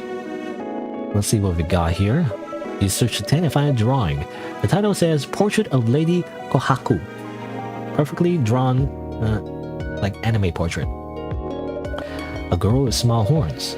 I can't tell from the drawing, but that looks like white hair to me. I mean, I don't know. It's like literally like it's not colored in, so how would you know? The drawing is packed carefully and has fancy decorations on the frame. The owner must treasure it very much. This could be the girl I'm supposed to protect, so her name's Kohaku. I've searched everywhere I can here. You probably found all the information you can. You'll search even deep in the forest and investigate another area just in case. I look for supplies. Might as well take anything useful. They're all dead anyway, so... You take what looks usable. That should be all of it. Give me that food. Give me that food. Give me that... Give me that meat. Nom nom nom nom nom. Delicious meat from dead people. Oh, they're not made from dead people, but like... They used to belong to dead people. And now belongs to me, in my stomach. Alright, let's increase... strength. And vitality. So, if you go further up here... We can go this way. I'm curious about that, I'm curious about that boulder, you know? Buy a few more healing herbs. Why not? Save that rest for later. Fine, let me see what happens. I'll give it a shot. It's pretty easy. If I go, you find the easiest route and suddenly make your way up the boulder, but you notice that the climb is getting harder. The rock is wet around here. It's so slippery. The upper half is wet and slippery, making it hard for you to keep your hands and feet steady on the rock. Calm down, don't panic. You take a deep breath, swallowing down your fear and blocking out the thumping in your chest. With a clearer mind, you find an easy way up, and slowly but surely you start climbing again. Alright. Eventually, your fingers reach the top. You successfully scale the huge boulder. Okay, worked out. It doesn't give me like another check or something. What's this? On top of the boulder sits a spotless chest. It's covered in dead branches and it seems to be protected by some sort of magic. Chest doesn't appear to be locked. In its place is a piece of talisman paper, and you feel magic emanating from it. A key talisman, huh? Or a key talisman, huh? That's annoying.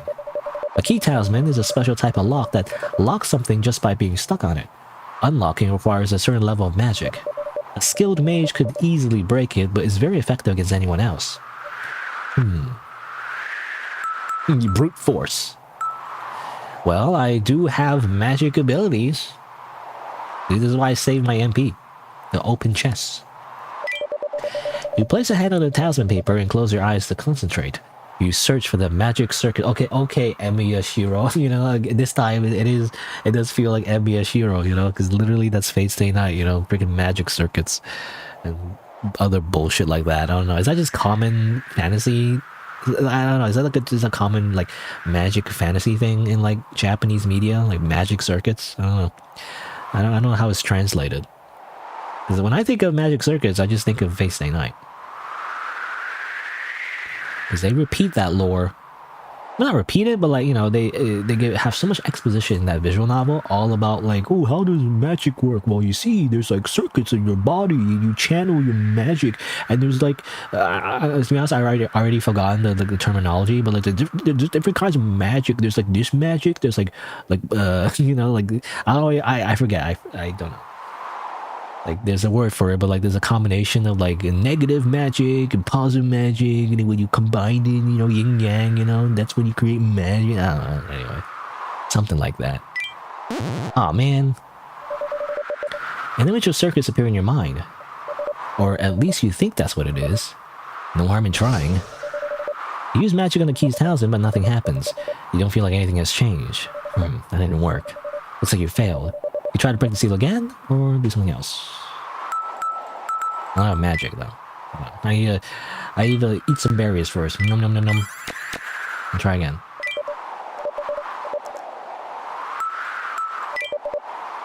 I'm the bone of my blade. Ugh. A blurry image of circuits appear in your mind. This doesn't look easy, but it's doable. You use magic on the key talisman, and it bursts into purple flames. As it burns to ashes, the chest opens. Alright. You broke the seal. XP. Yeah. Now then, let's see. I got Mizuha. The only thing in the chest is a single sword. At a glance, it just looks like an old sword. I don't know why, but this thing feels a bit ominous. The sword is practically dripping with some sort of malice, or perhaps regret, but looks perfectly usable as a weapon. Put away the sword, go on your way. Okay, get a cursed sword, I guess. What does it do exactly? I guess it just does curse. Emits malice. Cuts, or rather, it's old but cuts as if it's brand new. Obviously, it's curse damage, which makes me wonder if this is effective against the beetle. It's curse damage, not like physical damage, so maybe it does. Maybe it penetrates this big shell. Big shell. I don't know, this makes me think of Metal Gear Solid 2. Phew. I know I signed up for this, but this is really high up, huh? The ground is very far away, and you can tell it would be a bad fall, but there's nowhere else to go but down. You obviously use the rope. Duh. Use the rope. That's why I got the rope. Time to put this to good use, or have bought it for nothing. Drive the stake into the rock, fixing the place. That seems to trigger magic on the stake. Spreads to the rest of the rock, and you can feel the hold in the stake strengthen. Feels pretty sturdy. You skillfully use the rope. Yeah. Level up. That uses up the rope, right? Oh, I still have a rope here, actually. How's that work? I mean, I guess you could, like, somehow... I mean, it says right here, a spell is inscribed on the stake so that when it's driven to the surface, magic is released, fixing the stake in place. Not used on a living creature. I was gonna say, like, you can, like, release the magic and then it'll just come tumbling down, I guess, maybe. I don't know.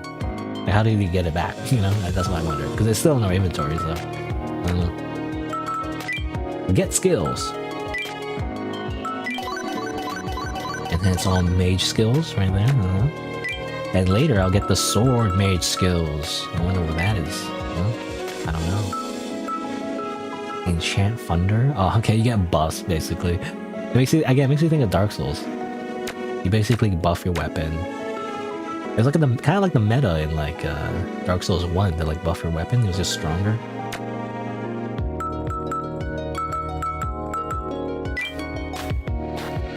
All right, let's get some mana. And I think, well, should I fight this guy now?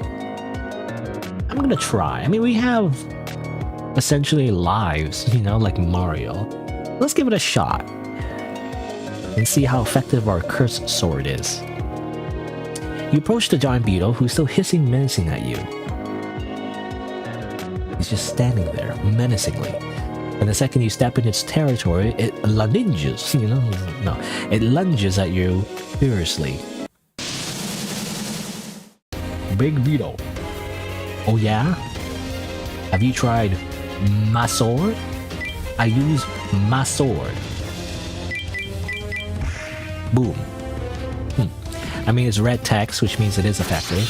It is weak to curse. At the same time, though, it doesn't do a lot of damage. No, actually, oh, it took extra damage there. Oh, maybe because of the curse. Alright, so it makes you think maybe I should use the curse orb. Curse orb! Double edge. And you know what? I'll do quadruple edge. Boom. Ow. Oh, even the graze takes a lot of damage from me.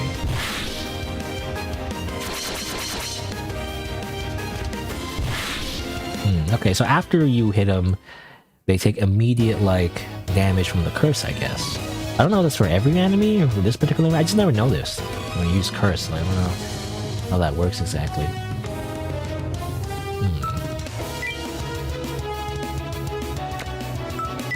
Well, let's just double edge. We'll use a little bit of a little ice spear and slash. Yeah, get frozen. It's not super effective, but he still got affected by the debuff. That works for me. Alright, up thrust, huh? Hold on, I feel like I need to heal. Oh man, let's see. So, let's do a little, let's do a little ice spear. Attack boost. Frost break. And then, might as well heal a little bit. We have the red text anyway, so might as well. I guess it doesn't matter, but anyway. Boop, boop, boop, bam! The lunge, ooh!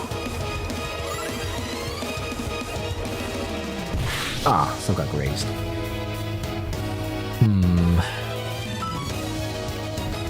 It's gonna fly? What do you mean? If he flies, what does that mean? I don't know. Okay, well in that case I might do incantation. Maybe fallen. I don't know if fireworks is effective against him though. I know it seems like ice is not effective, but what about fire? Let's try fire. Use them on my MP. And then quadruple edge. A fly, which means it's probably a buff. Or I guess it's just a move. It's gonna go in the air. Wait, is this gonna miss? Come on. We shoot fire, right? Okay, still hits. Stab Earth. Well, good thing I dodged. Oh, and you took damage, actually. It's funny. Immobilize. Haha. The fire didn't really work that well. It turns out. And magic doesn't work that well. So really, I hit him with Curse. He's really just my own sword, really. Gotta hit him with my sword. My sword.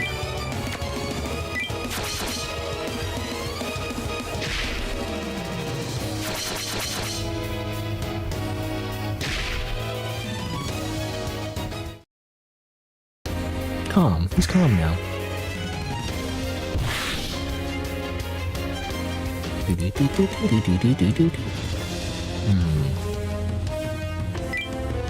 I mean, yeah, we just slash, double edge, slash, save my CP for a little bit.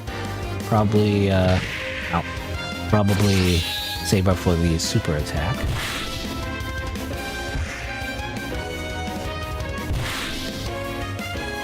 There we go, just a little bit more.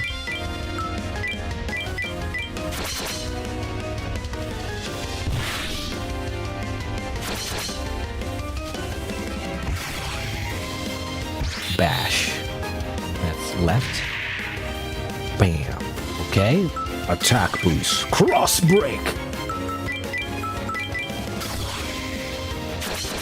Doesn't Cloud have that? Some kind of cross slash? Something like that. I only know this because of Smash Brothers, you know? Anyway, got him. Turns out, yeah, you just need a curse blade. You just need to dip your sword in the negative emotions of humanity, aka social media. Just dip it in there, you know, and use it as a weapon. It's rage bait. The rage bait sword. It's an old tower. Most of the interior has collapsed, and the tower is in disrepair. I should keep an eye out for that girl. She could be hiding here. Well, she's not, because this is a optional side boss that you don't need to fight, actually. So the plot is probably not here, you know. Hello, anyone here? You call out, but the only response is the echo of your own voice. Looks like no one's here. You listen closely and examine your surroundings, but you find no traces of life. If this is where the enemy I just killed lived, then maybe no one dared to visit in the first place. If that's the case, then this place may be safer than it looks. You could rest here if you wanted to. It's mostly in ruins, but you could still look around to see if there's anything useful. Well, hopefully there'll be something useful, because this is after like a difficult boss. I guess I should look around to see if there's anything useful. Look around. It doesn't look like I can go further than the second floor of this tower. The floors have completely fallen through. You give up and turn back. Alright, you give up and turn back to explore the first floor instead. And find a glowing line drawn on the floor, hidden under a pile of rubble. Is this part of the magic circle? There might be something in the center of it. You move the rubble out of the way and find a vine-covered chest in the center of the circle. It's completely unharmed, likely because of the magic. You open the chest, and you got some robes. You find precious gemstones in a robe with strange patterns on it. I'll be taking these. Alright, and then I'll do a little rest. Might as well.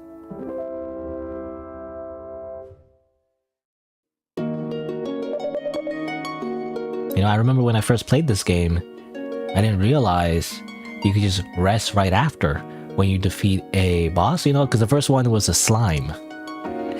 And so after I defeated the slime, you know, obviously I took some damage, so I used up all my healing items to heal up. But as it turns out, right after, you could just rest. And I was like, I didn't know that. I also didn't know what the blue symbol meant, you know, because blue circles, I think, again, the game doesn't explain that, but like, it's actually color coded. So blue usually means, I think almost always means, unless there's somehow there's like a trick, you know, like a meta trick where like blue doesn't mean safe spot, but usually blue means like it's a place where you can rest, basically.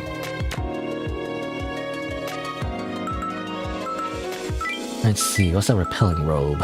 Well, it's more stats and gives you curse resistance, actually. There you go. Works for me. Alright. Let's increase... You know what? I want some speed. Give me that speed. A little bit of technique. Technique is actually very important for like detecting what moves the enemies does.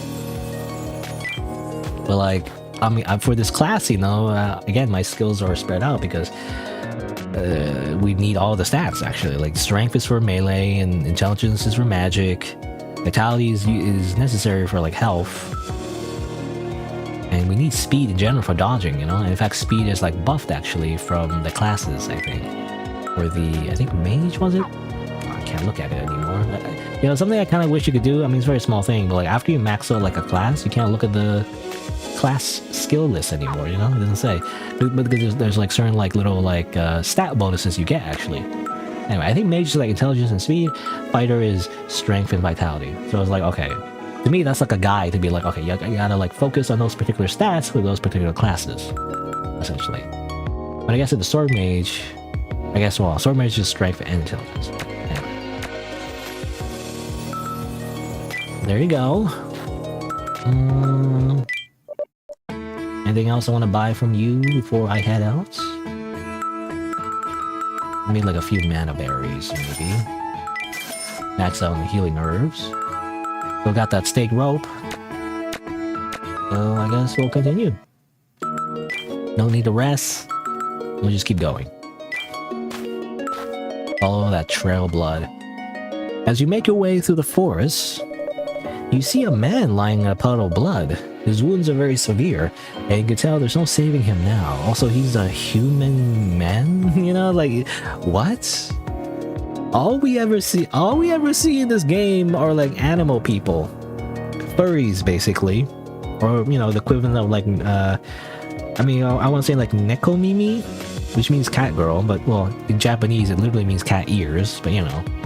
The type of animal-human hybrid where the only difference is that they have cat ears, you know, essentially, and maybe a tail, you know. But like, I guess the term is kemonomimi, which is kind of like the bird lady, you know, where she's like mostly human, she has just some like animal features. But this guy is just fully human. That's weird. Are you sure you're not hiding a tail somewhere? You know, because everyone else is an animal. Like, just a normal human? That's strange, you know? Anyway, but he's dying. Could he be one of the people from the camp? Hey, what happened here? Light. The light. What light? I couldn't see. The man mutters something deliriously, and for a split second his eyes snap wide open, and he takes his last breath, fear frozen on his face. Light. Light Yagami? No. So he couldn't see anything. I still can't tell what happened. Okay, so I assume the monster or some kind of boss fight coming up will have the ability to blind us, you know? Like the flash orbs. Now the only thing before you is a dead body. You? Loot! It was funny, Flame of Life goes up when you search the body.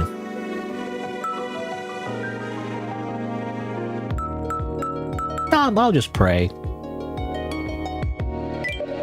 You gently clench your left hand into a fist and put it to your chest as you close your eyes. Oh wait, so you clench your fist into a fist and put it to your chest. Huh. Well, it's kind of like, it's like the salute for like Attack on Titan, you know, isn't it? Like, Attack on Titan salute. You put your like hand to your chest, you know, basically, like this, you know. I didn't know we were the Attack on Titan universe. But yeah, and that's the rabbit folk way of prayer. Please rest in peace, and may your soul find its way home. You mourn the dead man and offer him a prayer. Okay, there you go. I don't know why, but like, I'm trying to be like the good guy here this time. You know, my first playthrough, I was trying to be like, revenge, all that matters. Such a lust, a revenge. Whoo, you know, but this time I'm trying to be like a good guy here. I don't know, trying to be like sympathetic and like not be like a psychopathic hero for the most part. I mean, there was that giant beetle that I walked into to kill him, but you know, I wanted like loot. You know, it's very important to get the super strong item so I can find this little girl, obviously. On the path, a one-eyed creature attacks you. This guy again. Not again. This guy again. This guy again.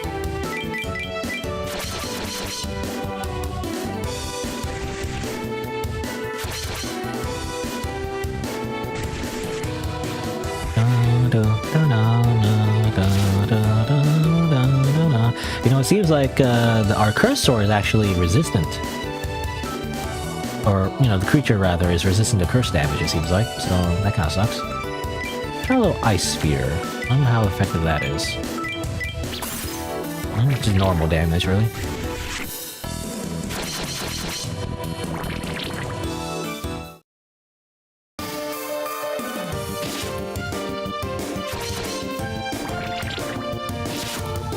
Ah, so much poison.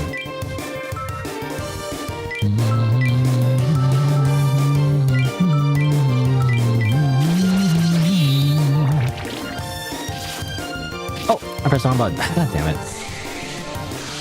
Somehow I still, I don't know, I just wasn't paying attention. I was still thinking about that ice spell in my head for some reason. I was like, the ice spell is effective. I don't know. I was like, that means attacking already. I was still thinking about other things. I can't get distracted. You know what I was thinking about? I was thinking about like, if I use my ice spell now, my MP reload, I recover each turn, you know, my MP, but like it's not enough. Like I want my MP to be high before I leave the battle. I don't know. Can I stall the battle somehow to get my MP up and then I'll be taking damage to poison? Those are the thoughts that go through my head. You defeat the one-eyed creature. Could this area be their territory or something? They're pretty aggressive. I doubt I can get through here without a fight. Like, I'm also just thinking about, like, I don't know, like, I always want to top off, I guess, you know? So I don't like using my MP. So I'm like, I need to top off. You know, it's like when you reload a gun, I don't know, it's like when I'm saying, like, Beyond Citadel, you know? Like, I always want to have everything topped off. I want my HP to be topped off, my MP to be topped off. I want the bullets in my magazine to be topped off. I want everything to be 100% after every battle for some reason. It just irks me when it's not. I guess I'll just get a fish. I'll do that. I'll actually have some curse again. Let's increase. Here's our intelligence.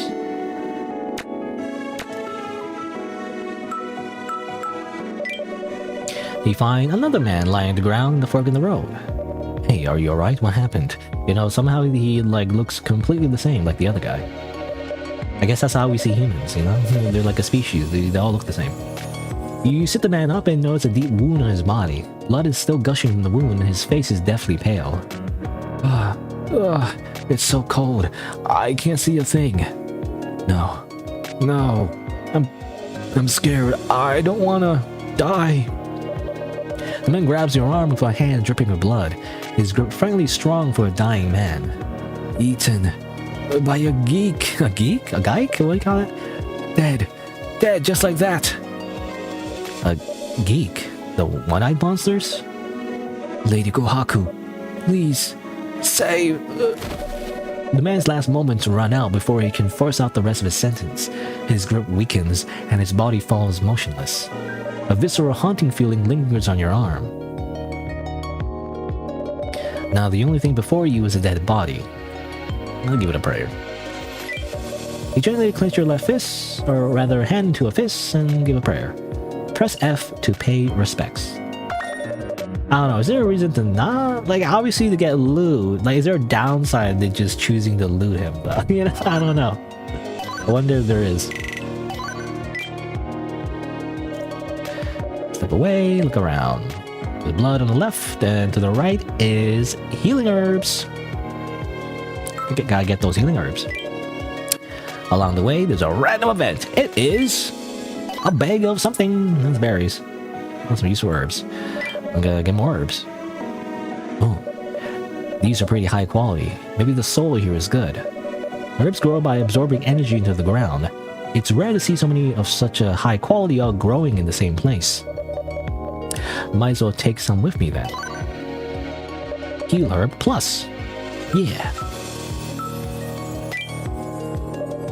As you make the first, a geek leaps out and attacks you. A geek? Is it geek? This makes me think of like geek as in nerd. Oh no, the geeks are attacking us. They're review bombing us, you know, on Steam, giving us negative reviews because of this one mechanic they didn't like. They're like, you know, and they visit Reddit and their Discord moderators. They're coming in full force. Oh no! And Blaze Burn. Double edge. Double edge.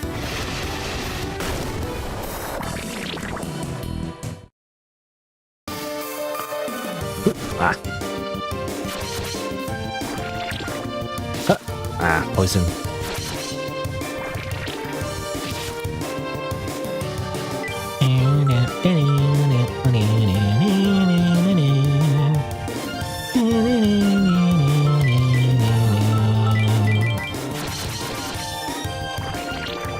Body? Oh, damn, I pressed the wrong thing. It's body and legs, and for some reason I pressed down.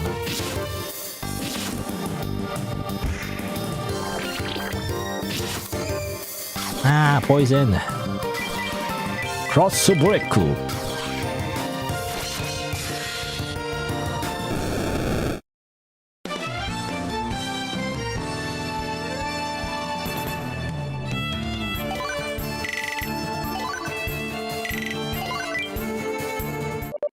Alright, that's taken care of. Having defeated the geek, or the geek, I don't know how I pronounce the geek or geek.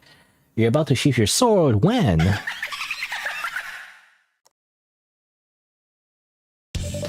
With his last breath, the geek lets out a terrible screech. You spot another geek running towards you. He seems to have called for backup. The other geek gets a running start and looks like he's about to pounce at you. Don't panic. Think. There's still plenty of distance between us. I shouldn't get caught up in his pace. At this rate, I'll get the upper hand, but that also means you can turn the situation around so that it plays out to your favor instead. You need to think fast to what to do next. Seeing the charging geek, you...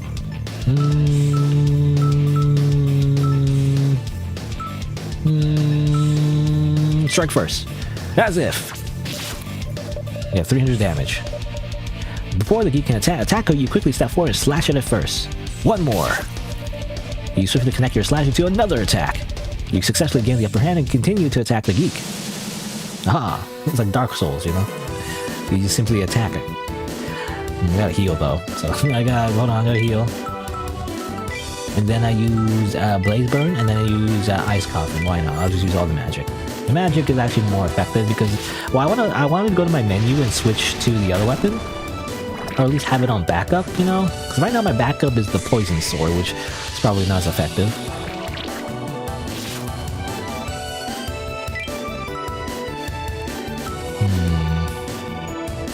Let's do a little double edge. Do a double edge. And probably like finish it off next turn.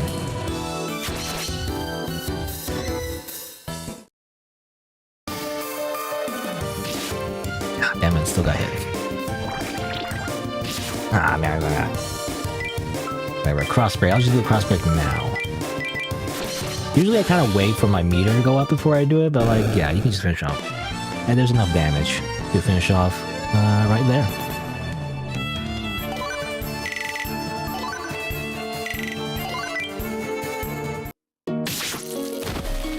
Having defeated the geek, you finish off quickly before it calls any more backup.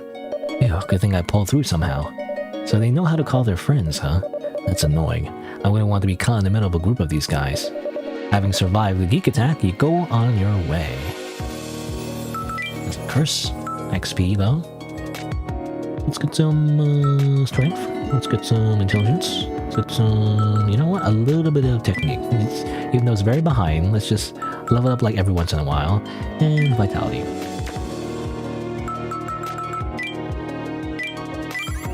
Heal. And I guess I'll use the slightly spooky jelly. Oh yeah, I want to equip this. I want to change this to just the broadsword, in case I need to switch to it. Because again, it seems to be ineffective against those geek enemies. I guess. I wonder if the boss is also not effective against it, so I might have to switch. Assuming I don't know what the boss is like, but you know, I don't know. What's this? Oh, it's you again, but like in a different timeline now. As you approach the red crystal, you notice a fairy sitting on top of it. My, what a surprise! It's a living, breathing human being. Are we human? We're a rabbit person, so I don't know. I guess, in the furry universe, even if you have animal features, you're still human, I guess. And you're in geek territory all by yourself. You must be the biggest idiot I've ever seen. What's this? Oh yeah, isn't it like a trend? I don't know much about it, but like, there's this trend where like, it's like an anime girl, and then she's smug, and then she insults you, basically, I guess. I don't know. And she goes, Zaku. Was it Zako? Well, I want to say Zaku, as in Gundam, but no. She goes, Zako or something? I'm not sure. Something like that. Isn't it too soon to call me an idiot? We literally just met. Anyway, you're here too, aren't you? Won't you get attacked by those geeks? Of course not. They don't eat fairies, though I would hardly call them my friends either. Not friends either, huh? Maybe I could ask her about those geeks. Well then, I assume you know them well. Could you tell me more about them? No. I do know them well, yes, but you're not my friend either, now are you? I don't see why I should tell you anything. If you really, really want me to tell you, let's see. Give me some of your life force and mana, especially mana. I've been craving it. Right, that's not suspicious at all. You could just say no. I don't mind either way. What should I do? I do want the intel, but... Well, I can't actually agree. I don't have enough. Let's try to strike another deal. The last time, the other fairy wanted to take on my money, which... I don't want that, right? Because at least in this game, getting money is limited, right? You only get a limited amount of money in the playthroughs because you can't exactly just go back and grind some more, in like a typical RPG, you can't just like grind infinitely money. HP and MP though, I mean, indirectly you have to use healing items to heal them back up, but like they're not as valuable if as long as you heal back as long as you heal it all back up afterwards, it's not that bad. But the money though, losing all my money, definitely not.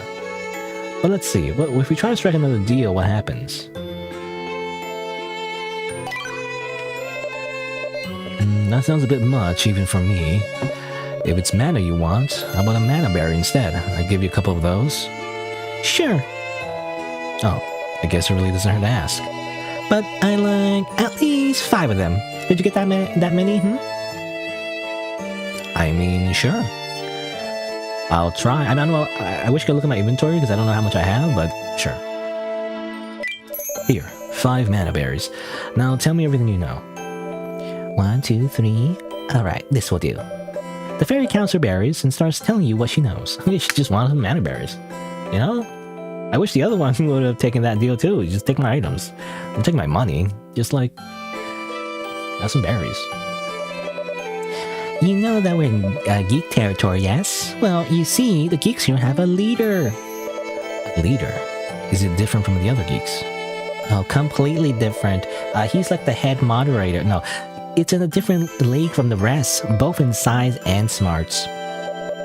Most of its prey get blinded by its flash attack before they even know what they run into.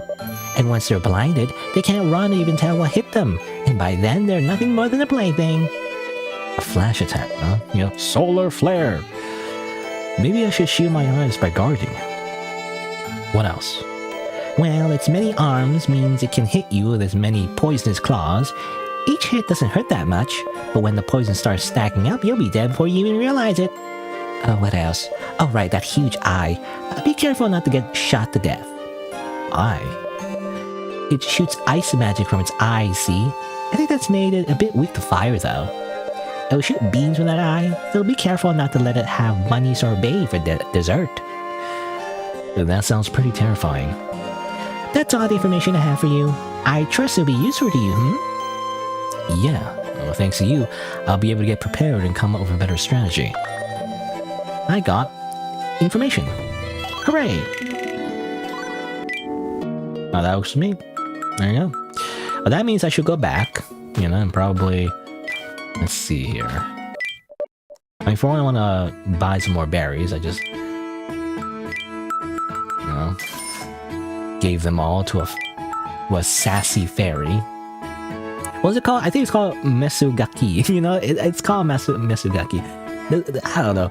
I was gonna mention as well, there's a bit of a sexual connotation, I guess, which is weird, but I don't know. It's a trend. Even, I mean, it's not really a recent trend either. It's like a anime character archetype that has existed for a while, actually.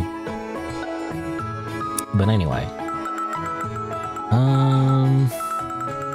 let's see. Well, I probably need some antidotes. I don't know. I'll buy a few. What else would be useful? Poison. I mean, poison could kind of work. Poison resistance, anyway. That would be helpful. Otherwise, it would do ice magic. I wonder if they have any ice resistance stuff. Oh, that would have been in the previous act, actually, and I didn't buy that armor, I don't think.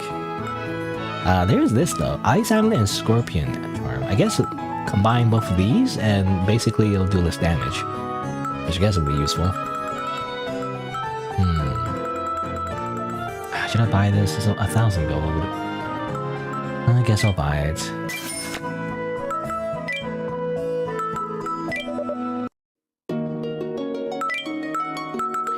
So let's see. I want to keep the Warrior's Ring, but I'll put on the Scorpion Charm.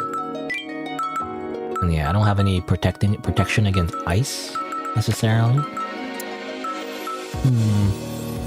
But yeah, I'll do that. Now, the Curse Sword probably is not that useful. Like, Curse is probably not effective against the big geek, or the geek, or whatever, because it's already not effective against the small ones. So most likely I have to, like, swap this out. Which is annoying, because I just got it. I just got this cool sword, I can't use it, really. I'll use my normal sword instead.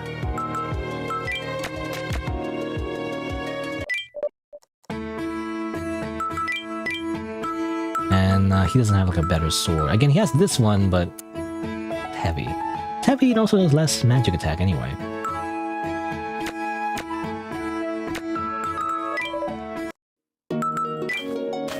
But yeah, it does less magic, weak to fire. What else? There's the blinding things, using the guard. I mean, just like the flash orbs in the other route. And that's basically it, I think, right? Yeah, and of course, yeah, the poison. I wonder if we can use counter step against it in that case. Depends how fast the attacks are. Anyway, let's move on.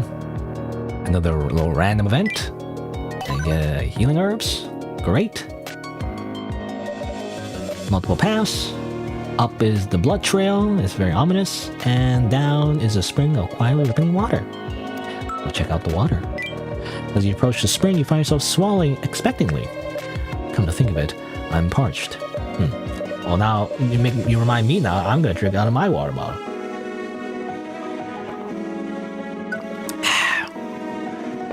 You've been on edge ever since you entered the forest, and you're quite tired from a long journey. Your body pleads as soon as you see the spring. Is this water drinkable? I mean, that's what I think all the time. Actually, can you just drink water out from anywhere? I think like. Depends, right? Obviously, if you live near the city, definitely not, because usually it's like connected to some kind of like water treatment plant or something, you know, so like you're drinking like poop or something, I don't know. Otherwise, usually there's like parasites, isn't there? You just drink water out randomly out of nowhere. You have to filter it before you can actually drink it. Anyway, you scoop up some water from the spring and check it for any strange smells. It doesn't smell weird or anything. You're grateful to be able to quench your thirst, but you don't know if it's poisonous or otherwise harmful. What will you do? Recovery? Question mark? Yeah, sure, why not? What's it gonna do? Give me like a brain parasite that slowly kills me? Maybe? Yeah, I should give it a shot. You drink some water from the spring. Uh-oh, you gotta roll for it. Oh, come on, critical failure! Yep, this tastes like normal water. You take a sip to check if it's safe, and take a few big gulps to quench your thirst. Oh, hot. What? I just take damage. It's the kind of spicy that kicks in after a while. What do you mean it's spicy water? What are you talking about? It feels like your throat is catching on fire. You let out a pain yelp, but that alerts a geek nearby. It starts running towards you. This is the worst. You blink back tears and try to ignore the burning sensation in your throat as you ready yourself for battle. What are you talking about? You kidding me?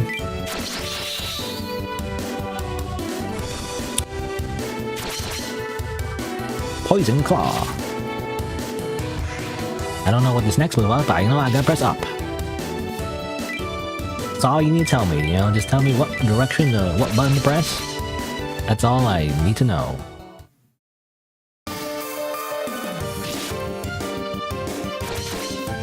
What's this one? Neck bites? Ah, still got hit.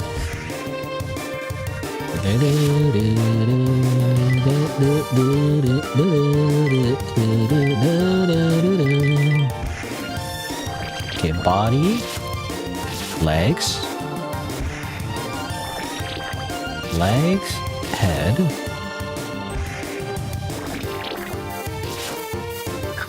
I'm being grazed by everything. Freaking cross break. Die.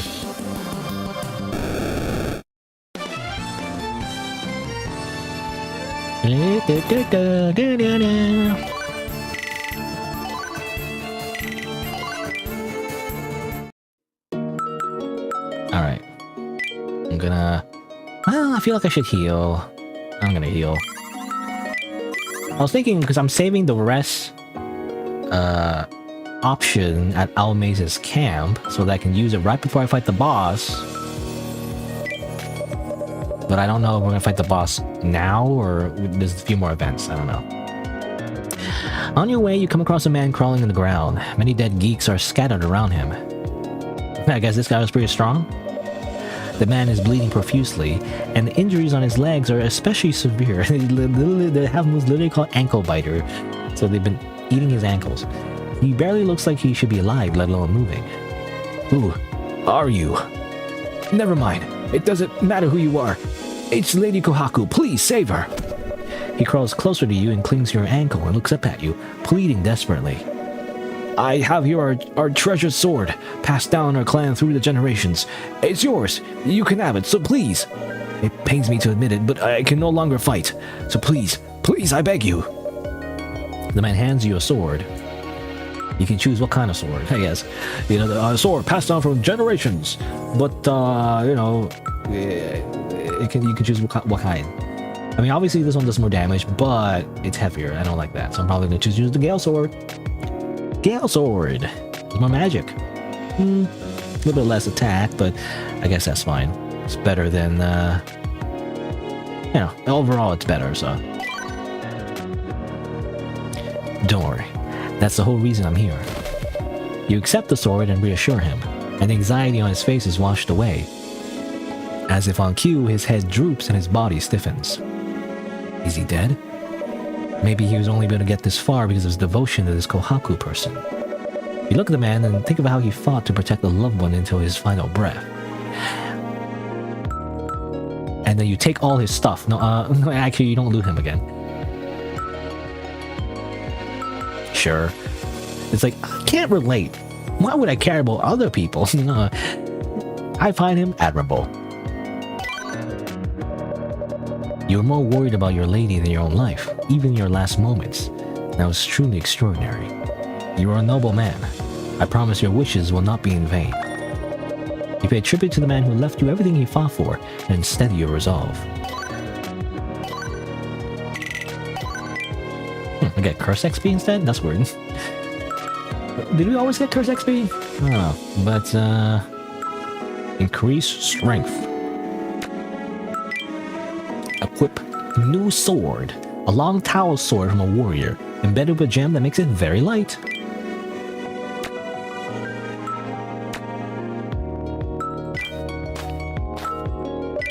As you make your way through the forest, the smell of blood grows even stronger. You look up to see the giant tree right before you. This should be the center of the forest. With every step you take, every hair on your body stands up and trembles. Your instincts are screaming at you to turn back. At this, you...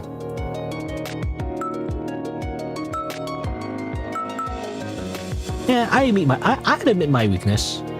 You know, the truly brave are people that feel fear and endure it anyway, you know? Something like that. Oh man, I want to go home. If I hadn't gotten this power, I'd be running far, far away right about now.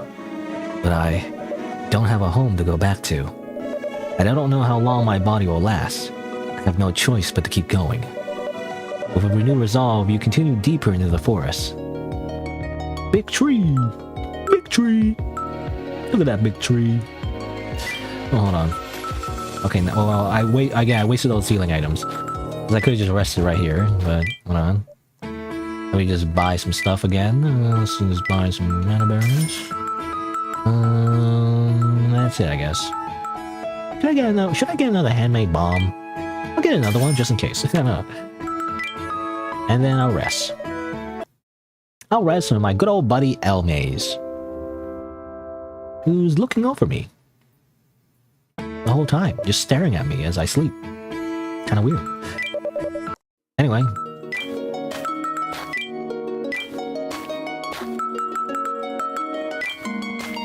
It's weird, like, by the way, in this, like, route, it seems like there seems to be two choices. You know, it's very different from Flame of Life, Flame of Power. Because Flame of Power, you know, in the other route was like revenge, revenge, revenge. And Flame of Life was like Misha, Misha, Misha. You know, like you either wife Misha or you obsess over your revenge against the dragon, basically. But it seems like in this one, it's like you don't really see a lot of Flame of Power options. But Flame of Life goes up when you're a big old coward. You know, when you're like, I'm scared, I'm a baby, I go home, wait, you know, or like, or either that or like you loot people. I guess when you're selfish, basically, you know. But Flame of Power doesn't really play a role usually for the most part. So it's weird, like you want to decrease your Flame of Life somehow? Maybe? I'm not sure. Because right now my Flame was really high. I wonder later on it's a bad thing, you know? Well, not a bad thing, but like it gets an ending that maybe I wasn't really going for, you know? But I don't know. Whatever. I don't want to like... I guess I don't want to like, how do you say? I don't want to metagame it, you know, necessarily. I'm just trying to choose choices that feel right to me. But anyway. If you go past this point, you won't be able to come back. Well, this is a very typical, you know, warning. Let's just fight the boss. Let's see what happens. You arrive at the foot of the great tree and thus the center of the forest. There, you see this guy. A girl being attacked by a giant geek right in front of you. Oh no, you don't. You were just in time. You leap in between the girl and the geek and deflect the attack. Oh, you're right. Find a shaded area and hide now. You shield the girl behind you, but you don't have the luxury to turn around and check. You feel how much the geek wants you dead. The giant geek growls impatiently and lunges at you. Oh no. Okay, well, I remember this because this guy was in the tutorial, I think. In one of the tutorial windows or messages or whatever, it said to, like, you know, it described like the blindness effect, and so you have to guard against the flash attack, otherwise you get blinded. Well, let's see. Let's do, I don't know. Let's just do some attacks. Apparently, it's weak to fire, right? So eventually, well, you know what? I'll just do it right now. I'll do Fallen Sun. And then I'll just attack normally. Okay, I remember to block. Block! Haha, you can't blind me. I simply block. Light of peace, light of warmth, neither compare. The flames I seek. Let my soul kindle the flames of destruction, and may it bring ruin to my foes. I'm a wizard. I guess. Oh, I pressed the wrong button. Damn it. Okay, body. Legs. Good. Okay. And, well, I'm just gonna save for crossbreak, I guess. Actually, maybe I should wait. I should, like... Yeah, I'll just do quadruple edge, but I'll just use up the CP. And then, eventually, when my meter goes up, then I use crossbreak. Ooh. Don't shoot lasers at me. What are you? A stormtrooper? I guess in Star Wars, when they shoot lasers, it's more like blasters. They're technically like plasma bolts, not really lasers. Lasers are more like, you know, like it's like a continuous stream of like laser energy, I guess. But in Star Wars, It's more like bow, bow, bow, bow, bow. That's not the right sound effect, but you know, like it's like their physical, like I don't know what we call it, like physical balls of energy, you know.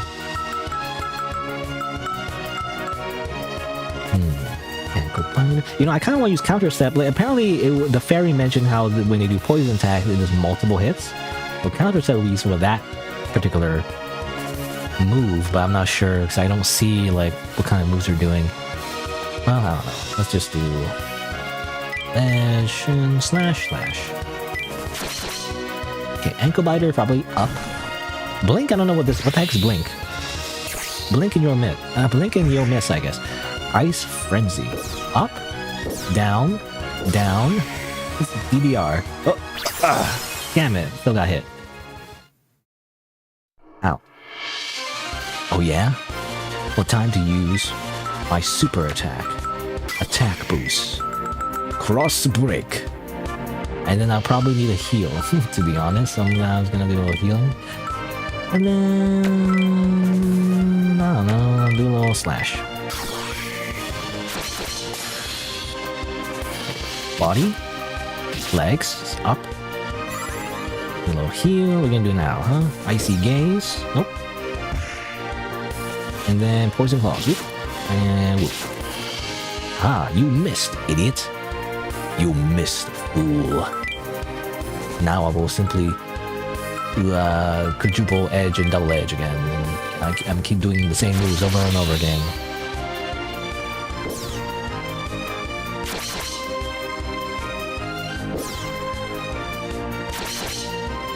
Okay, poison claws again. There you go.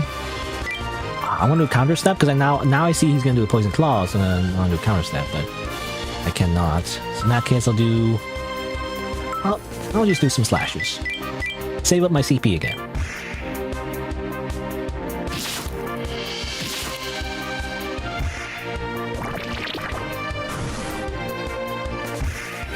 Schmack. There you go. Water pillar. Okay. So probably what I'm gonna do is slash and slash, and then attack boost. Cross break right after he does the water pillar for extra damage.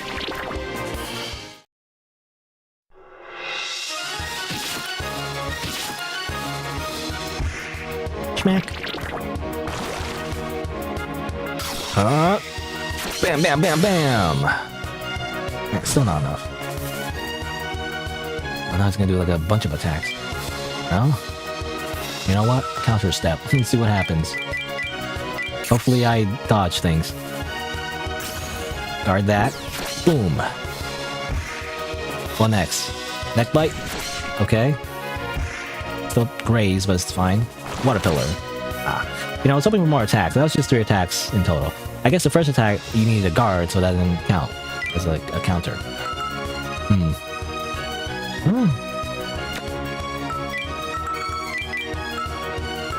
All in, son. Here we go again. I saved up all my MP to do another freaking spirit bomb. It was all for this. When you think about the Dragon Ball Z, it's just a bunch of kung fu wizards. You know, they just shoot energy beams all the time.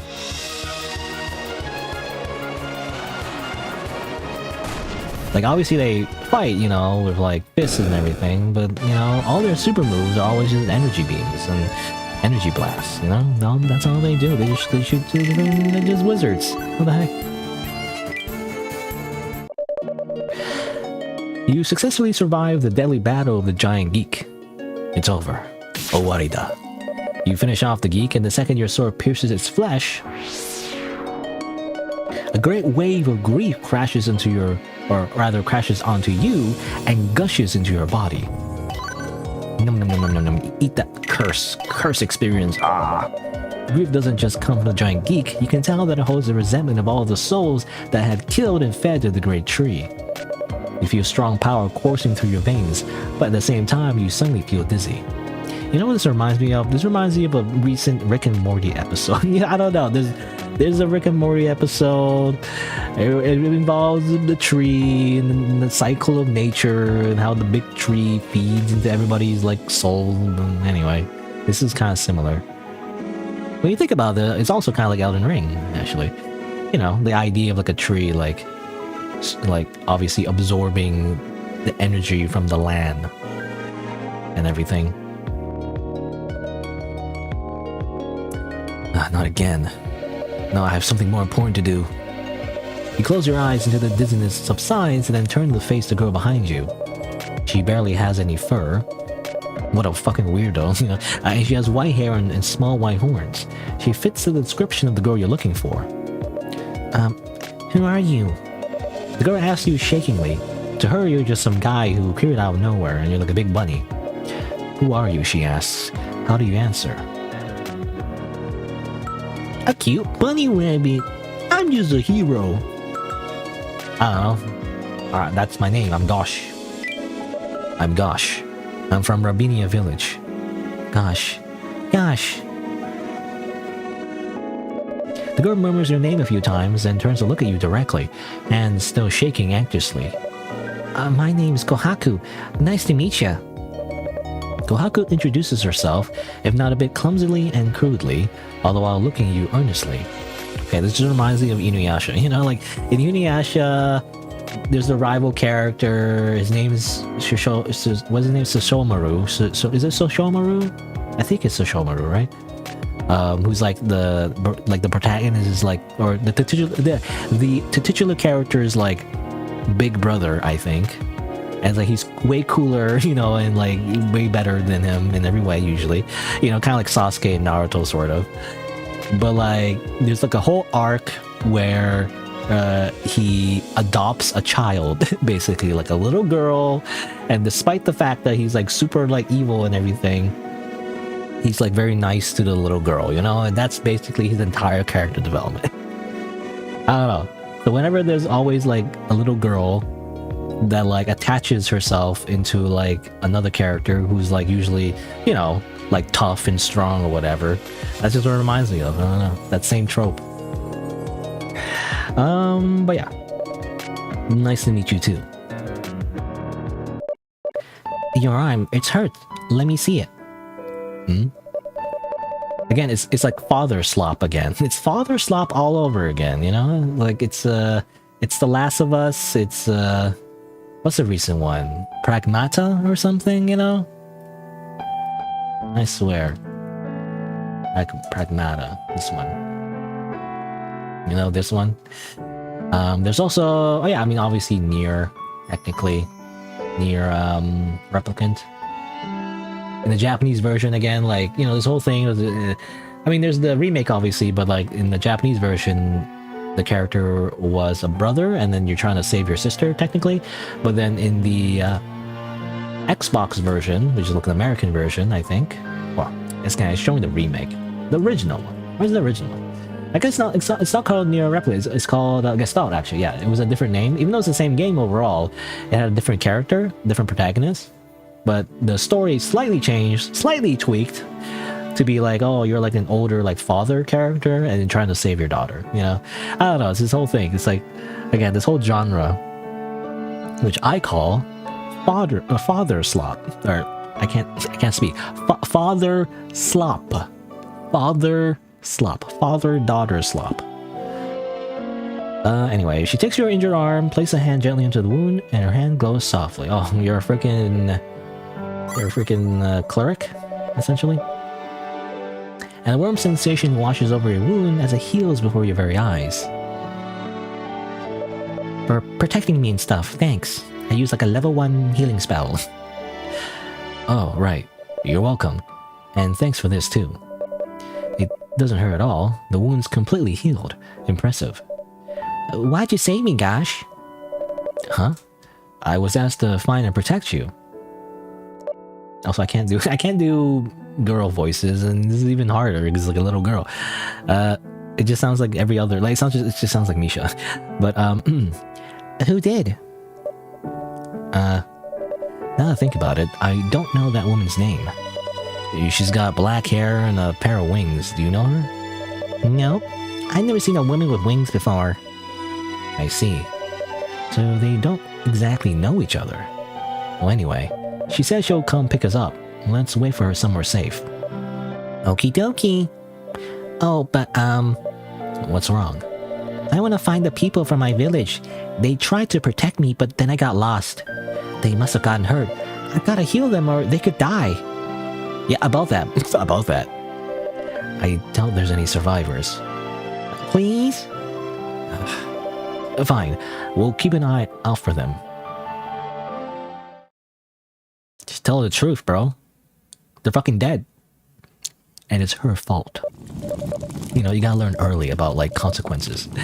Now, it's nighttime, and you tend to the fire. Kohaku, tired from crying, is now sleeping soundly. Why was she crying?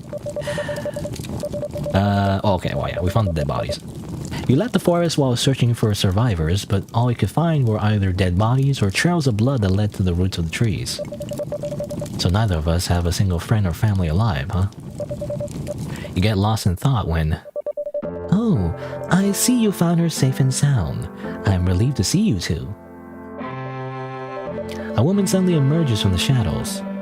So you're finally here. Oh, I look all over the place for you, and that's how you talk to me? What's her face? She huffs and pouts disapprovingly as she walks closer to study Kohaku's face. Okay, this is very anime. This is an anime game. How extraordinary. She's so young, yet she has so much power. I suppose I should have expected this much from a juvenile dragon. Oh, okay, so she's a dragon? Dragon girl? 1,000-year-old dragon? A dragon? You don't think she looks the part, do you? Yeah, I don't. Well, actually, when you think about it, you know, in the first playthrough where I fought the dragon, he can transform into like a humanoid, you know? That's just that. You can just do that, I guess. You know? Again, it's a trope, you know, the 1,000-year-old dragon, which I think actually the meme origin comes from Fire Emblem. You know, in Fire Emblem, one of the Fire Emblem games, one of the more modern ones, which I didn't play, you know, the Nintendo DS or something, Nintendo 3DS. I don't know, I don't really like any of the 3D ones. I mean, I tried the one of Ike for a little bit, it was okay. I don't know, the animations though just aren't the same. It doesn't hit the same, you know, compared to the Game Boy one. The Game Boy Advance Fire Emblems are just way cooler, you know, the sprite animations. I don't know, it appeals to me way more. Anyway, but the more, you know, modern, like 3D Fire Emblems, I think one of the characters is like a dragon girl and she's like 100 years old or something. So I think that's where it comes from. But anyway, but yeah, I don't believe that she's a dragon. She grew up surrounded by humans, so maybe that influenced her appearance. Dragons are fascinating creatures. Our laws and logic don't apply to them. Your village was just destroyed by a dragon. Hearing that Kohaku is also a dragon, you know...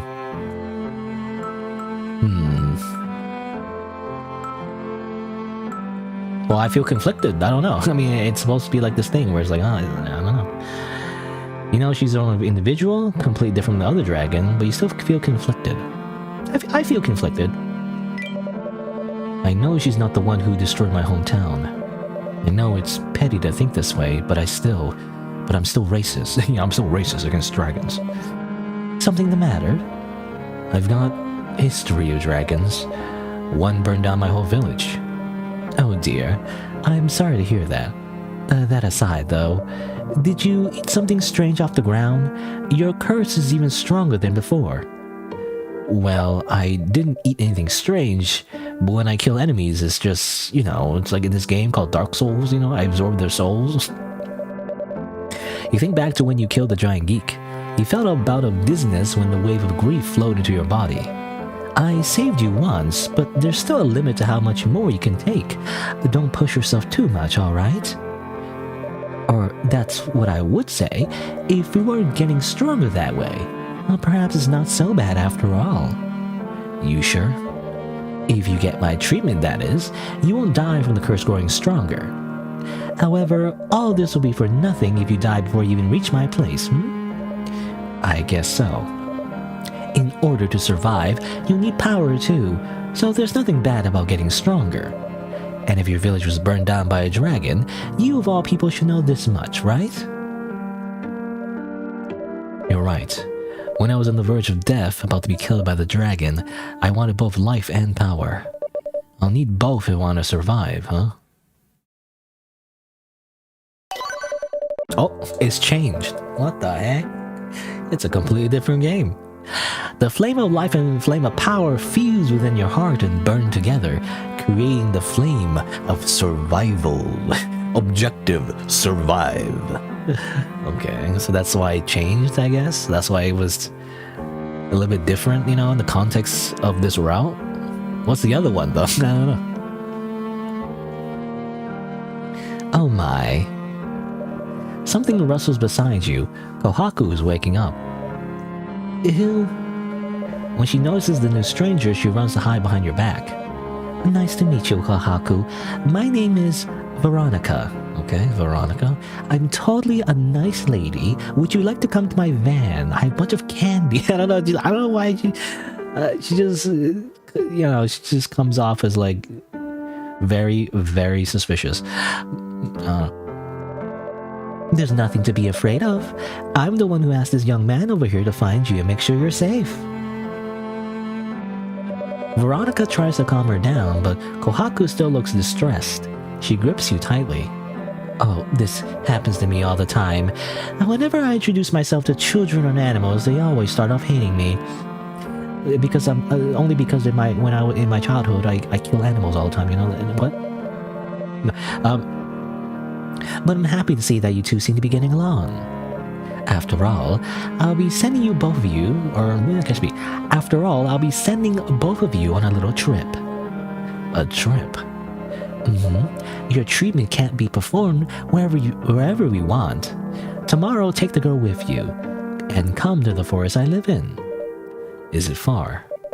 I'm afraid you'll have to make your way through a mountain to get there. It's called the Mountain of Man-Eaters, but a man of your skill should be able to handle it. Okay, we're going through a whole thing here.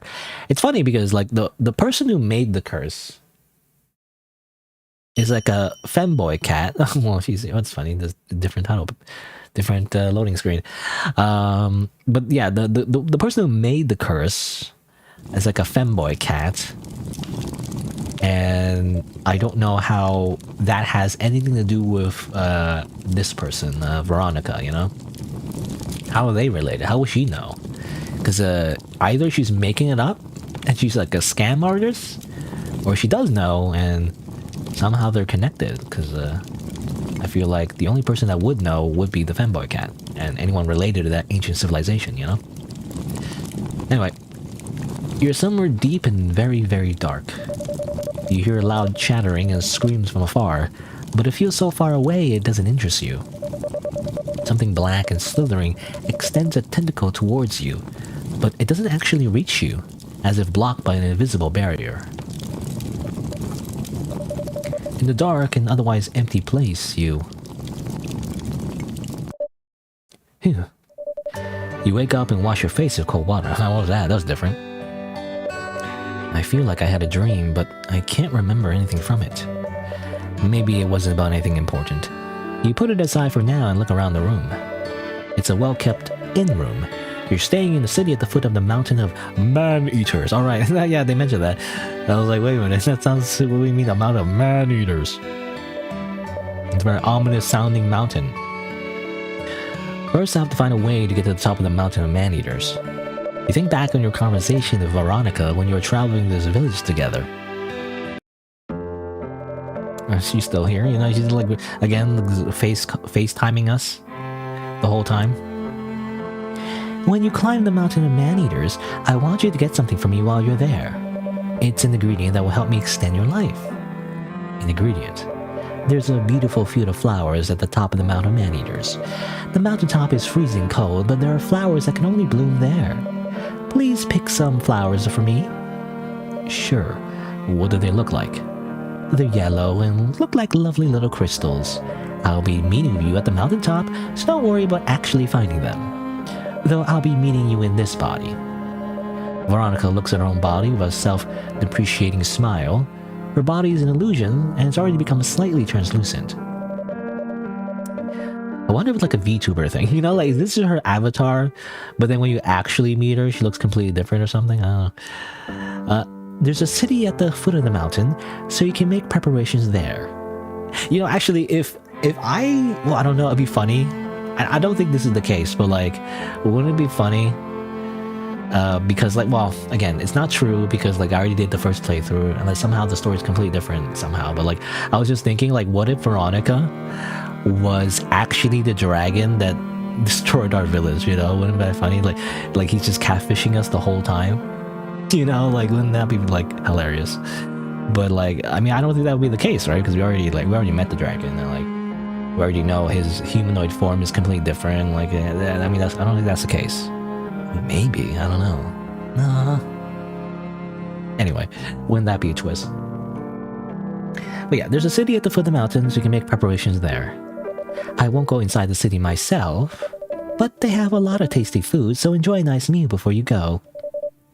Why won't you go too? You might not understand, but in the north, simply being a witch is enough for people to be very hostile to you. Okay, so you're a witch, by the way, and then you mention that? Even if I don't actually do anything. Freaking stupid humans.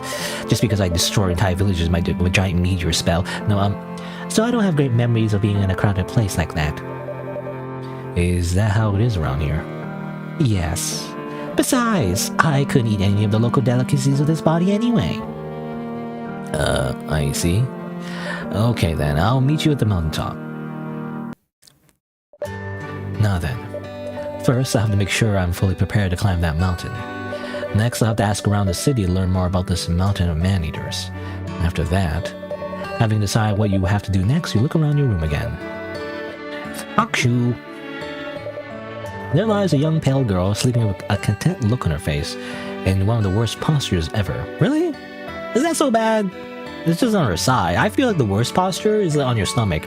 I know some people who actually prefer to sleep on their stomach, and I think that's weird. You know, when I try to do it, I don't know, it just depresses my old chest and my stomach area, my belly area, and like it kind of is not painful, but like uncomfortable. I don't know. I can't do that. Sleeping on your side though, that just seems normal. Side or like obviously the normal way, which is just on your back. I don't know. I guess I should get her out of bed already.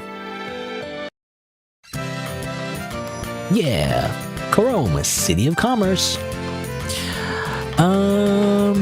You know, I remember last time I did like BRB. Well, it doesn't matter if it's a BRB, but like in the other village anyway, the otters. That's when I get copyright claim. You know, so I wonder if this gets copyright claim too. Anyway, but I was gonna say though, it's actually close to 3 hours, almost 3 hours. I actually want to take a quick break. That's what I'm gonna do before I continue. I'm gonna go grab a snack maybe, go to washroom, I'll BRB after a few minutes, and I'll continue the use of life in this new adventure where I do errands for like a suspicious witch lady and I guess babysit some random dragon girl. I don't know, it just turned out that way. Actually, when I think about it, you know, you see the other one, this flame of survival and flame of question mark. Isn't that just Kohaku? Wait a minute, that's just Kohaku. You see the little horns and the ears? Like there's one ear and there's like two horns at the top. That's just Kohaku. What do you mean? Is it just flame of Kohaku? Flame of protecting little girl? Is that what it is? Well, anyway, BRB.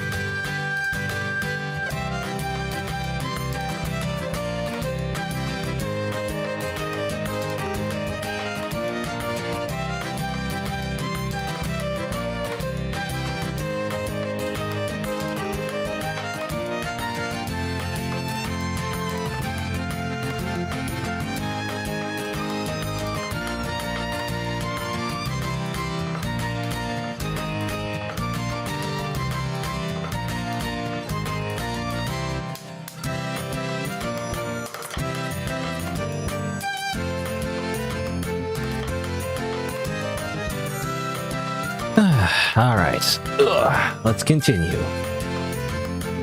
You know, I'm kind of conflicted though, in terms of like what kind of ending I really want from this route. I don't know. Both options don't really feel. Like, I don't feel like strongly pulled, I guess, in either direction. I guess because I mean I really like the original premise of like killing the dragon. You know, I don't know. To me, it's such a cliche, but like obsessing over revenge that you sacrifice everything and like don't let anyone stand in your way in this single-minded obsession to pursue your revenge is just satisfying to me, I guess. I don't know. That's like really satisfying. But I was like, oh, you know, this one is more like, do I protect a little girl or do I prioritize living? You know, I don't know. I'm not sure. It's just kind of like it feels like you're abandoning the original premise of the dragon, right? He's running away instead, which is, I guess, the point. I mean, that's the story he's trying to tell, maybe this route. But I don't know. I guess we'll see. But for now, we explore this little village. Again, everyone's more human, you know? Like, hold on, let me see. I mean, maybe we actually interact with people. Maybe they have cat ears. I don't know, but it's just weird that they're like humans, and they're like normal humans, you know, generic normal humans. Cause I'm so used to, like, especially in the Misha route, everyone being like freaking animals, you know, animal people, you know, furries. Apparently, like, this is just people. This is humans. You leave the inn with Kohaku and take a walk around the city. There's so many people. Is there a festival going on today? Nope, this is normal, or so I've heard. The city of commerce, Korome, was built by merchants. As goods flowed into the area, so did people, and eventually it grew into a large city. A city this large is rare, though. Even a settlement easily gets targeted by bandits or monsters if it grows too large, so it's rare for any village to become a large city like this. You know, where's the dragon? The dragon would murder everyone. This place seems to be doing quite well. You look at the mingling crowd for a while and then turn to face Kohaku. Don't get separated from me. It'll be hard to find you in this crowd. Okay. Okay, the freaking child. Never mind the PTSD from seeing all your family members, I guess, or like, I guess adopted family because she's a dragon, but you know, all her family get torn to shreds and blood everywhere, the dead bodies, you know, limbs like chewed off, you know, never mind that, I guess, who cares? I feel like she'd be more traumatized, but then again, I don't know, I wouldn't know what a traumatized child would look like. I don't really have first-hand experience of that. But I don't know, I see it all the time like in anime. And I feel like, I don't know, I feel like she wouldn't get over that in only like a few days. She'd be more depressed, you know, in my head, but I guess I wouldn't know. As you walk down the streets, you see more and more stalls lining them, or you see more and more stalls lining them. Each stall has a different selection of food on sale. Delicious smells waft through the air. Kohaku, enticed by the scents, looks from one stall to another curiously. There, one of the vendors calls out to you. It's a freaking big bear! Okay, here's the furries. Hey there, haven't seen you around here before. Are you travelers? Yeah. Oh, I knew it. Of course, of course. Then hey, since you came all the way here, you can't leave without trying some of this. At that, the man points to the food at his stall. It appears to be cooked tail of a giant lizard native to the surrounding area. Veronica did mention this place has a lot of tasty food. Here, have a bite. On the house. You've gotta try it. Yeah, I just noticed that he has a beard. I don't know, it's kind of weird actually, like a you know, anthropomorphic humanoid that normally has fur, but then has a beard as well. How does that work? The man quickly cuts a slice of the food and hands it to you. Gosh, can I eat it? Kohaku asks you as she fidgets nervously. She looks like she really wants to try it. Well, looks like it. Let's try a bite. And so you and Kohaku each take a bite of the food you were given. Yum yum yum. Oh, the skin is crispy and has a great texture. The meat itself is soft, the flavor growing stronger with each bite. The sauce adds the perfect accent. This is really good. I know it's good. Looks like you love it too, miss. It's times like this that makes me love cooking. Well then, what do you think? Want to buy some more? I know you're dying for another bite, aren't you? It was delicious, and since you skipped breakfast, you're really hungry. Your body's begging for another bite. And Kohaku is staring at you intently. The pressure is on.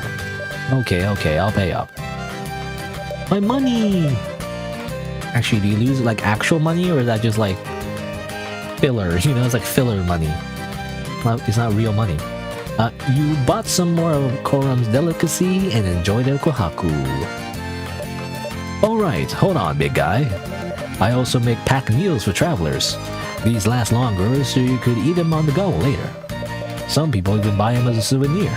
You could check them out if you're interested. Packed meals and souvenirs. They might make a good souvenir for Veronica.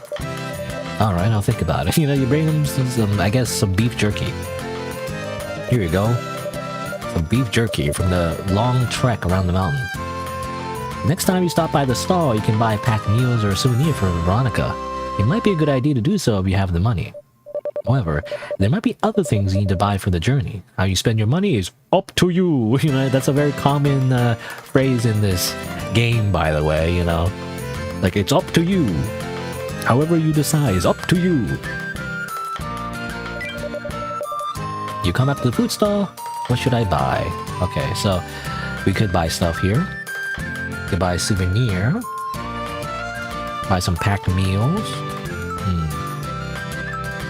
It covers HP and MP. Well, I'll buy a souvenir. I want to get a souvenir. Preferably something that lasts a while. Alright, leave that to me. It takes a bit of work to give it a longer shelf life though, which means it'll cost a bit more, but the taste will be just as good. Whoever you're giving it to, they'll love it. Buy a souvenir. And well... I think that's it. I feel for healing, I'm good. Oh, maybe I should. I don't know. It covers 50% of HP and MP. I'm good. Like, I feel like we don't need it. Like, I want to save my money in case there's more stuff we can buy. Because I already got the souvenir, and I feel like the souvenir is like pretty expensive already. Oh, okay. Cat lady? The true cat girl. Cat woman. Not the one from Batman, I guess, but, you know. Or maybe not a cat. I don't know, actually. It's hard to tell just from the ears. I mean, there's many different, you know, breeds of cats, too, but, I mean, some kind of feline, you know, species. Anyway, hello there, travelers. Would you like a drink? As you walk through the streets, a woman calls out to you from a stall. You had a meal at old Grizzly's place just now, didn't you? Aren't you thirsty after having such a greasy meal? A drink, huh? She's right, after the meal you're a little thirsty. But if you visit every stall that calls out to you, it'll take forever to get out of this market. Should you really stop here for a drink? As you think over her offer, though... For the young rabbit folk man over there, why don't you have a cup of dandelion tea? Alright, that's his favorite. That's Gosh's favorite. What? Did you say dandelion tea? I'm really fussy when it comes to dandelion tea, you know. You hear the name of your favorite drink. Dandelion tea has a distinct bitterness to it, but that just makes you like it even more. It's funny, because yeah, in the other route, he says the exact same thing.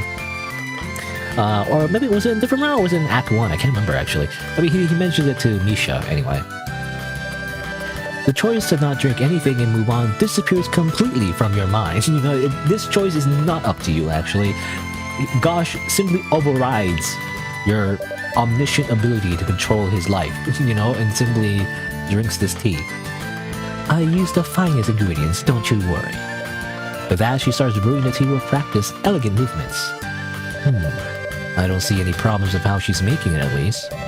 She's got the basics down, and she's even getting creative in some places. This lady, she's good. Anticipation swells in your chest, but someone tugs in your clothes. It's Kohaku. Gosh, what's going on? Do we get to eat something again? It's a drink this time. One of my favorites, too. I've been drinking this since I was a baby. Ooh. So, can I become like you if I drink it? Become a rabbit. Only if you're not picky about it. You take a sip of the fresh brew of dandelion tea. A rich aroma tickles your nostrils as you taste the familiar bitterness. It slowly warms your body. It's almost your ideal cup of dandelion tea. This is good. You nod in satisfaction, but someone else seems to disagree. Meh. Bleh. Too bitter? Dandelion tea is too bitter for most children, and Kohaku doesn't seem to like it very much. It looks like you're too young to enjoy the tea, little girl. But becoming gosh is so hard. You'll be able to drink it when you're more grown up. But for now, you probably prefer some of the sweet juice I have here. Would you like some to cleanse your palate? The woman takes out a different drink and looks pointedly at you. It's also one of her products, and of course it costs extra. There you... Of course, I'm gonna buy her a freaking apple juice, a freaking little juice box, you know. Fine. You're right, I'll take that. My money! No! You pay extra for the juice and hand it to Kohaku. You know, if I knew about this, I should have saved even more money, you know? I kind of spent a lot of my money on healing items. I should have saved even more. Here, how about this drink? So sweet. So happy. She seems to like it a lot. She looks very content.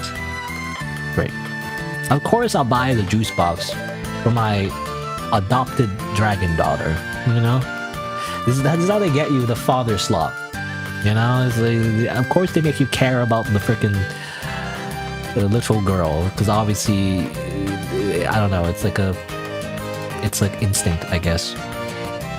It's a human instinct to protect children, especially when they're not like, well, you know, especially when they're not like disgusting and gross and like poop everywhere, you know, because I imagine, I mean, I wouldn't know, I wouldn't really have, I don't have a lot of experience, but like, I imagine if you're actually taking care of children, they're just kind of gross most of the time, you know? They're not like this perfect little innocent, you know, like nice child. Most of the time, they're like brats. And they like spread their boogers everywhere, you know, and get sick all the time. I don't know. That's what I imagine anyway. I don't know.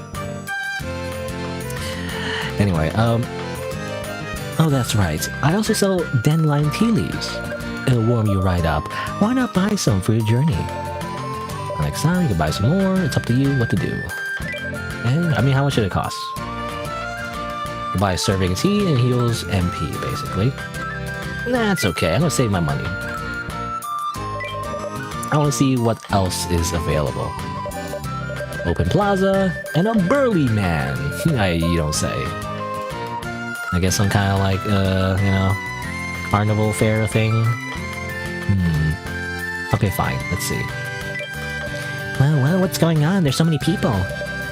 There must be some kind of event. You notice that the crowd is surrounding a large stage. On the stage stand two men. Come on, your attention please everyone. Here we have a burly, strong man. A true warrior strong enough to put up a fair fight with the ogres and the mountain of man-eaters. Okay, this guy. He looks like an ogre himself. What are you talking about? The announcer points at the other man, who's a few sizes larger and much tougher looking. On cue, he lets out a loud, powerful battle cry. Brrr. Does anyone in the audience wants to challenge this menace? The rules are simple, no weapons and no magic. No nonsense brawl with just your bare fists. Whoever manages to defeat him will be awarded a 10,000 gold cash prize. But there's no way I'd ever win against a huge brute like that. He was a Birdman.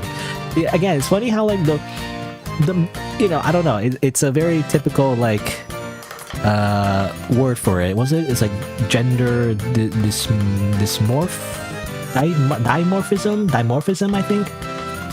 But like, you know, of course, well, assuming this is a guy, I know, again, maybe I'm assuming too much, but like, you know, in this game anyway, most of the time, the men are like more beastly, basically. They're more animal-like, right? Like your typical furries. And of course, the women, you know, are much more humanoid, essentially. You know, of course, that's how it is. Anyway, because you don't see, you know, you don't see Veronica with like a beak, you know. Yeah, there's no way I ever win against a huge brute like that. The man next to you whispers loudly, enough for those around him to hear, and the announcer does too, and points aggressively at him as he speaks. I hear you, but don't you worry. You could challenge him to a fight while giving him a handicap. In exchange for having your prize, he'll fight you while wearing a bracelet that suppresses his strength. Oh, now that sounds much more possible. Now then, what do you say? Are there any brave ones up for the challenge? Anyone think they're the one who can take him down? The chance is yours for 1,000 G. Okay, so you have to pay up first to have a chance. A fist fight, huh? And I get a cash prize if I win. You think you win, Gosh? I'd have to actually do it to say for sure. You can only take on the challenge once. If you manage to win, you'll be awarded a huge cash prize.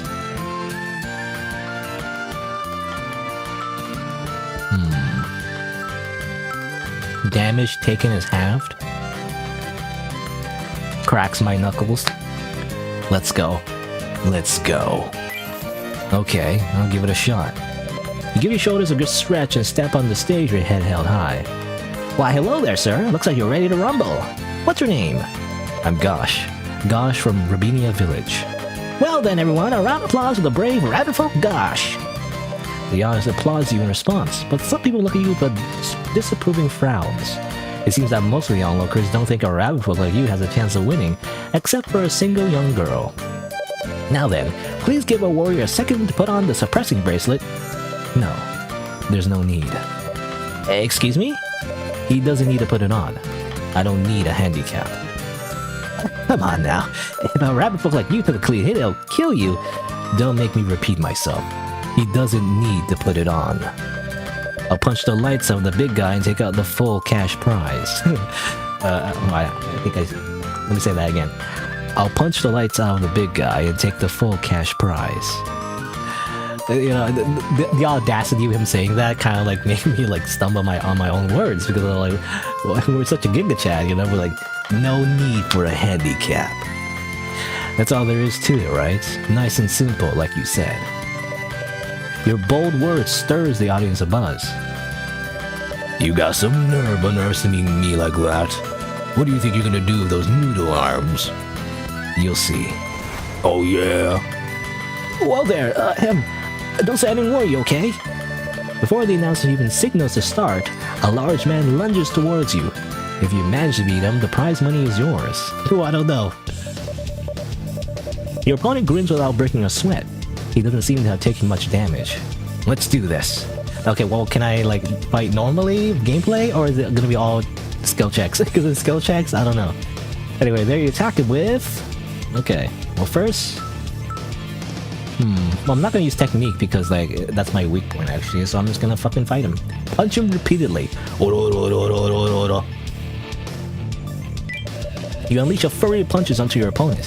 While taken by surprise by your unexpectedly heavy hits, he stays calm and guards against your punches. And then... Come on, I gotta succeed. Okay, good. There.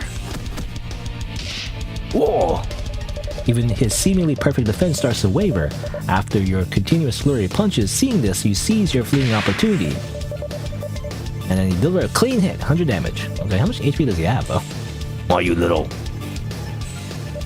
Now it's my turn! Okay, it's a freaking kind of like a visual novel, turn-based RPG in a way. Now that your attack is ended, your opponent releases his own attack. In response... You know, dodging seems harder, though.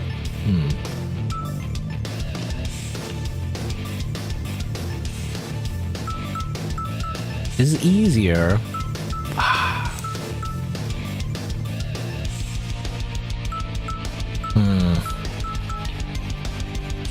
I'm gonna try dodging. It's riskier, but... 60... Oh, really? Critical failure! The man puts his entire body into one powerful punch. What? You try to dodge the attack, but your opponent's fist stops in his tracks. He seems to have fallen for a feint attack. Haha! And then the real attack comes straight for you. You can do nothing but take the hit directly, which sends your body flying backwards. Ah, that's almost all my HP. God damn it. Let's do this. Okay, well I'm just gonna do the same thing again. Unleash your furry punches. Okay, succeed. There! Oh! 100.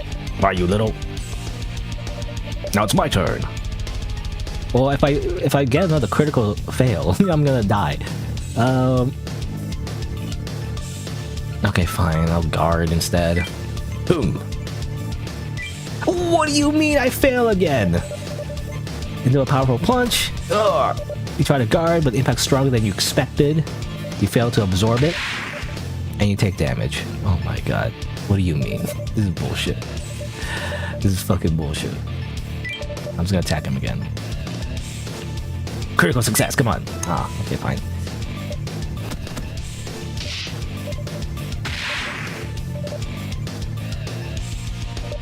I keep failing on the defense.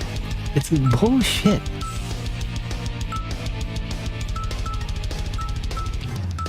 I mean, I guess I'll just guard again. Dodging was a mistake, I feel like. Ooh, critical success! He puts in the power punch, but... Ha! You calmly brush away the attack. You fucking parry this guy, and pushing the man's fist aside so he doesn't touch his target. Boom! No, freaking parry. Damn it.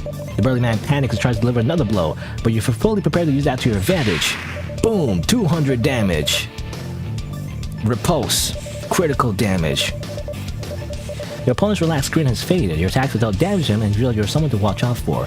What's more, his shoulders are heaving. He appears to be getting tired. Okay, well hopefully I get a critical success because I feel like I can't take another hit. If I lose in the check, I'm gonna lose, so... Boom! Critical success! As if... What? Nani? Your uppercut slips in between the man's arms, knocking him apart and breaking his guard. Take this! 200 damage. His defensive stance broken, the man takes a flurry of clean punches. Ah!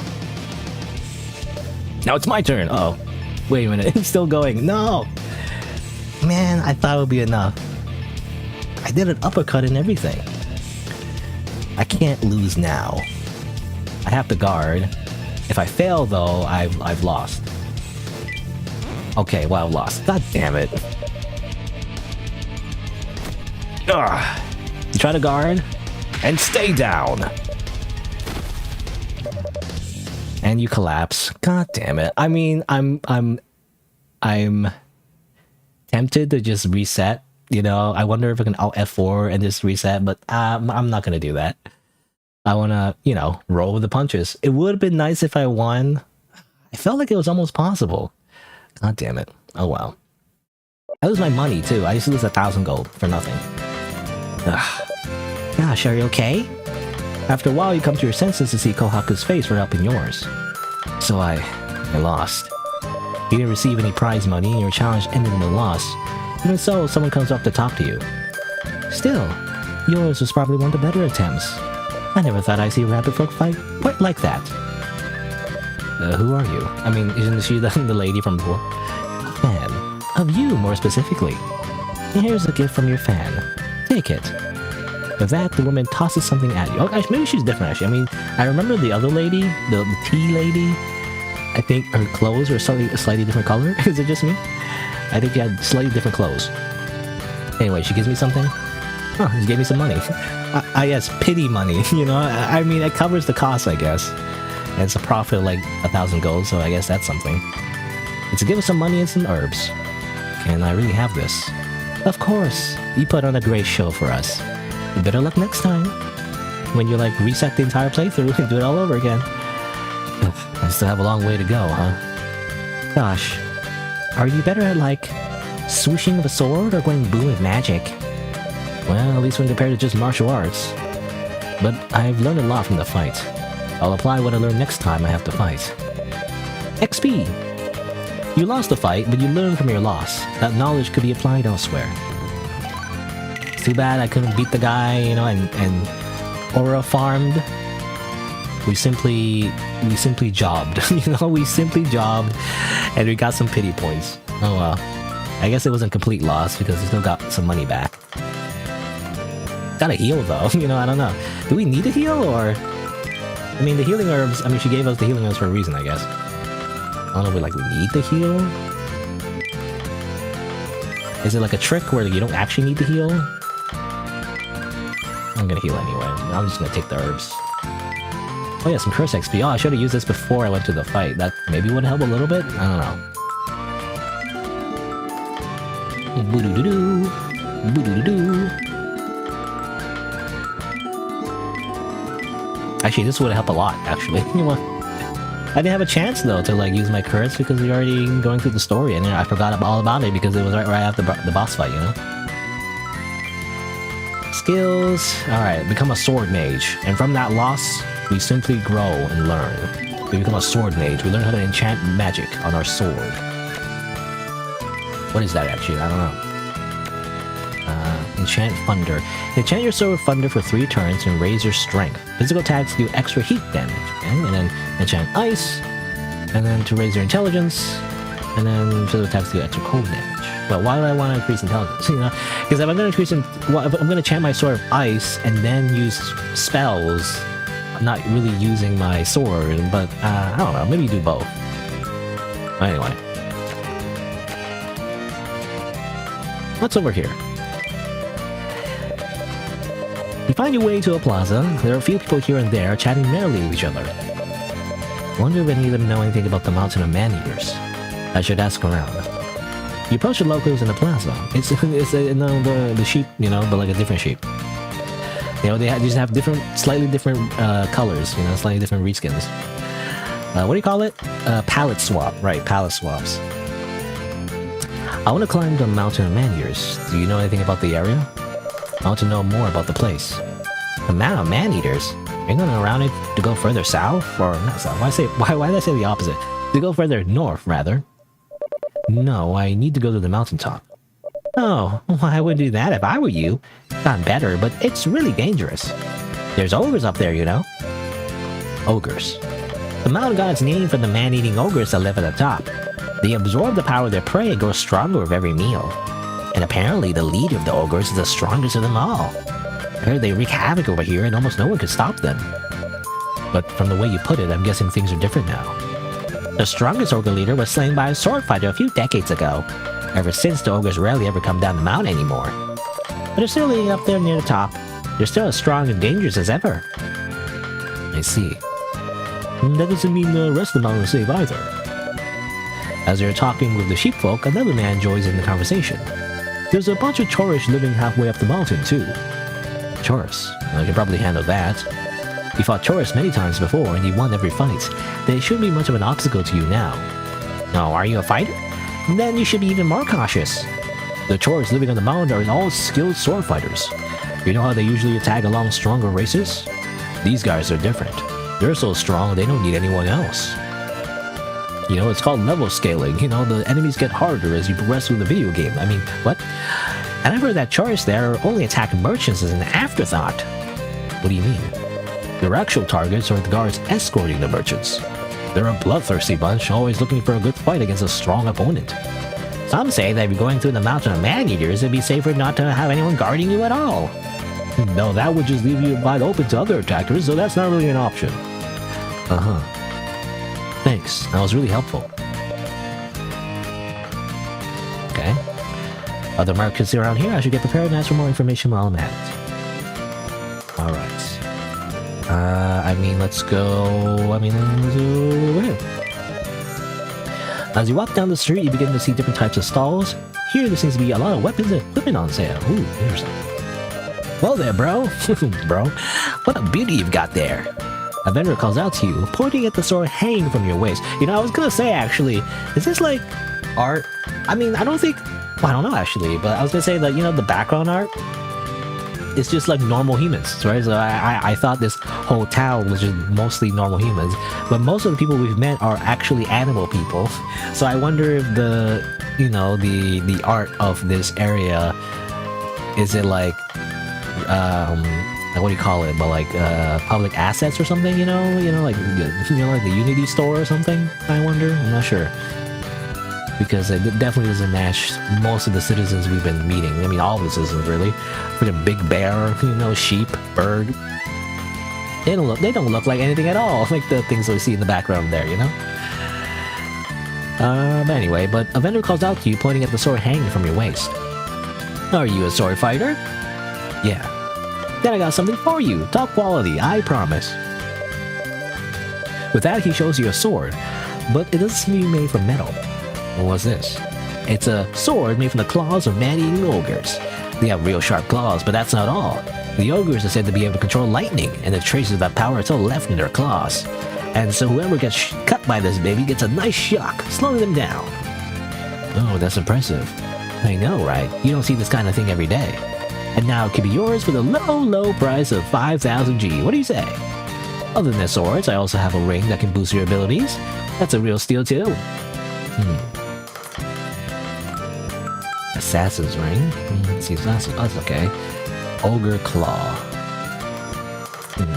14 magic attack. Well, can I like... Yeah, I don't decide yet. Because I want to compare it to my actual sword, like 1914. I want to see how it compares. 1914. I mean, it is way stronger in terms of physical attack. That would be a good upgrade. Oh yeah, I should have equipped like other stuff too while I was fighting the ogre, you know? Or like, I don't know, was it an ogre? I remember they said like it was a warrior that fought ogres, but he looked like an ogre to me. So, I don't know. I should have like put this on, you know?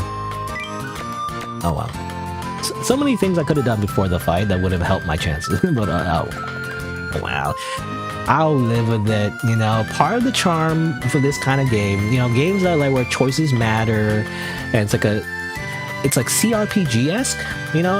In terms of mechanics, it's like very different, but like in terms of like some of the design, I guess, of the game, you know, where you do skill checks and you like do certain things, you know, you don't really get like another chance really. Sometimes it kind of reminds you of CRPGs, right? Like, you know, which are reminiscent of obviously of tabletop gaming. Tabletop RPGs as well. And I feel like part of the spirit of, you know, CRPGs is to not reload. You know, you shouldn't just reload after every like outcome, right? Just so you always get the positive outcome. Because when you do that, it gets kind of boring, right? Because you're like, okay, you'll just reload the save, you know, and just force a positive outcome every single time. Well, then you're like missing the point, right? The fact that you can fail, right, is the whole point of the setup, right, of like choices that matter. Because if you take that away, suddenly none of your choices feel like they matter anymore when you can just reload and just like save scum, you know, basically. You know? It's kind of like on the onus of the player to not do that. You can, I don't know, but it just makes it like not as fun anymore. It's like, you know, it's the equivalent of like turning on cheat codes of like some kind of game, like God mode or whatever, and it kind of gets boring, right? If you just turn it on right away. You gotta feel like you earned it, you know? Anyway. As you walk down the street, you begin to see different types of stalls. Here, there seems to be all sorts of items for sale. Could there be anything that'll be useful for climbing the Mountain of Man-Eaters? Why, hello there, young man. Are you heading out for the Mountain of Man-Eaters? Another cat lady, by the way. The vendor hears your muttering and calls out to you. It snows in the mountain, you know. Are you sure you're dressed warm enough for it? You've probably heard of the ogres and the tourists and whatnot, but the deadliest man-eater there is Mother Nature herself. You'll die out there if you don't shoot yourself in the cold somehow. The cold. The cold slowly chips away at your strength. Even the strongest warrior can freeze to death. What's more, it's hard to stand firm on ice. You rabbit folk might be nimble, but that became useless on the ice. Or that becomes useful. Not becomes, that becomes. It's a wrong tense. If you don't want to die, you better gear up. It seems like this woman sells useful items for climbing snowy mountains, such as warm clothing and clawed boots. Just having them on should be of great help. Okay, well, obviously I can't buy the sword if I buy these, but I feel like, yeah, this would be useful. Warm clothing. Stand firmly on icy ground. An ice axe. Single use. Climb up frozen water. I mean, I feel like these are always super useful, you know? It's kind of like the meta game, you know? Obviously, you want to get good at the actual combat, but at the same time, there's always these elements, right? The situational advantages. You know, if only I won that prize money, if only I had 10,000 gold, I would have been able to buy everything. Okay, well, I'll obviously buy the warm clothing, at least. I'll take a set of warm clothing. Here you go. Got some warm clothing. I'll buy the claw boots. I'll take a pair of those shoes. Here you go.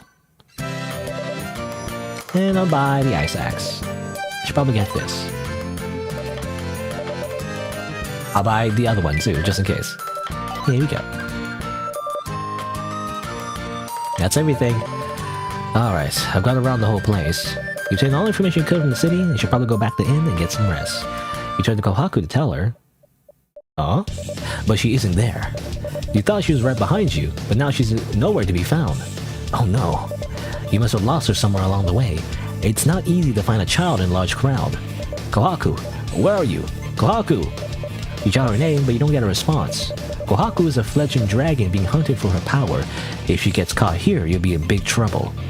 Damn it. You break onto a sprint and search for Kohaku. Kohaku! Where's my dragon daughter? Where is she? Where's Omni-Man? You know? Where's Mark? I'm just thinking of Invincible now. You dash into the plaza, you look around, but you don't see anyone that resembles Kohaku. You prick up your ears and listen attentively, but the loud chatter of the market drowns out any sounds that might belong to a little girl. What do I do? You look around again for good measure, but Kohaku's nowhere to be found. Where could she be? And where should you look first? Oh yes, the adult panic of losing a child in a crowd, you know? It's like a very real world type of fear, I guess. What's wrong? You look to the world's about to end. As you fidget frantically in the plaza, a man approaches you and talks to you. Oh, I came here with a kid, but we got separated somewhere. I'm looking for her. Have you seen a little girl around? She has white hair and horns on her head. I don't think I've seen her. Me neither. Someone joined the conversation, but he doesn't know where Kohaku is either. But then a woman walking by stops in her tracks and speaks. Wait, is that girl of a race with very little body fur? Yes, that's her. Have you seen her? I think I saw her at the food market. She was of a shady-looking man. No, stranger danger. You got some crucial information, but it seems like you have no time to lose. Thanks, I'll go look for her. You thank the group of locals and start running again. You make your way to the food market and search for Kohaku. She said she was around here. You stop at the entrance and quickly scan your surroundings. However, you don't see anyone resembling Kohaku. Kohaku, are you there? Say something if you're there. Jason! You press X to Jason. Jason! Sean! Jason! Anyway, you shout Kohaku's name as you search the area. Then, there you are. You finally spot Kohaku from a distance. She appears to be talking to someone, but the other person is hidden behind the scenery, and you can't make them out at all. You hurriedly rush to Kohaku's side. Kohaku! You run up to Kohaku and call out to her. Oh, gosh. Kohaku turns towards you at the sound of her name. She seems to be unharmed. Kohaku, this is why all your family members are fucking dead. You keep walking away, you know, and then they all get murdered by like strange one-eyed creatures. You should stop doing that, Kohaku. Don't you understand the consequences of your actions? No, your immediate reaction to seeing her is relief and anger. Yeah, I would say. I mean, obviously you should be nice, but at the same time I feel like it would be completely understandable to be a little angry. There's no fatigue. Angry. I don't know, I feel like that would... Yeah, I'm gonna scold her. Like, I know it's like such a cliche, and like, it's such like a thing where like, you obviously even in real life you see it all the time where like, the child's crying, you know, and as a parent like yells at them at the freaking grocery store or something. But like, I don't know, I just feel like it's just so realistic. You would do this. Well, I don't know, not you, but like, you know, I feel like a lot of people would do this. It's part of being a parent. Father slop. I told you not to get separated from me. You know you're being hunted down ever since you left your village, right? Just because you're in a city doesn't mean you're always safe. If you're too far away, I can't protect you even if I want to. Sorry. Kohaku droops a little at your scolding. No. Whoever this person is, I don't know who this is. Let's not be too harsh on her. Wait, is it Almaze, maybe? I don't know, I'm guessing it's Almaze. A voice rings out from next to you. You glance towards it and see... Yeah, it's Almaze, okay. Oh, so you're the shady-looking man. What do you mean? I don't see how I could be shady. I look perfectly harmless and trustworthy. Almaze replies in a playful tone and Kohaku chimes in. Almaze is a nice guy. He gave me this when I was alone. Kohaku clutches a doll close to her chest. It's a white rabbit plushie. What's that? It's a present from yours truly. Don't worry, it won't cost you. I saw this tiny lassie all alone in the market looking around all worried like, you see? And she looked just like what you described to me back in the forest. So I thought, oh, what if that's her? And then I decided to watch over her for a minute. I see. Well, thanks a lot. You were a great help. As you thank Almaze, you remember something you have to say to Kohaku. Listen, Kohaku. I don't know if Almaze is a good guy or a bad guy. I'm good. I'm the nicest guy you can find. But most grown-ups who walk up to children and say they're gonna give them something nice are bad guys, okay? That's funny. So don't follow anyone like that. Really? Well, can't say you're wrong, laddie. Oh then, we should leave.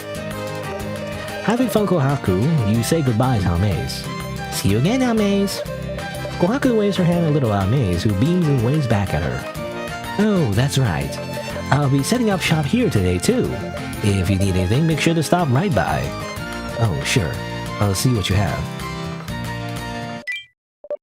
Welcome, welcome. I mean, what can I buy? I mean, the usual stuff, I guess? Less? Okay, I mean, that's better. It's not the, you know, super thunder sword or whatever, but, like, it's at least an upgrade. Northern garb. Interesting. Order robes. I mean, it's either, like, physical defense or, like, magic defense, I guess. I mean, which was better? I don't know. I don't know. I mean, I guess either way, I guess I'll just buy the cutlass. Just for an upgrade. I have only 1,200 left. I don't know what to buy.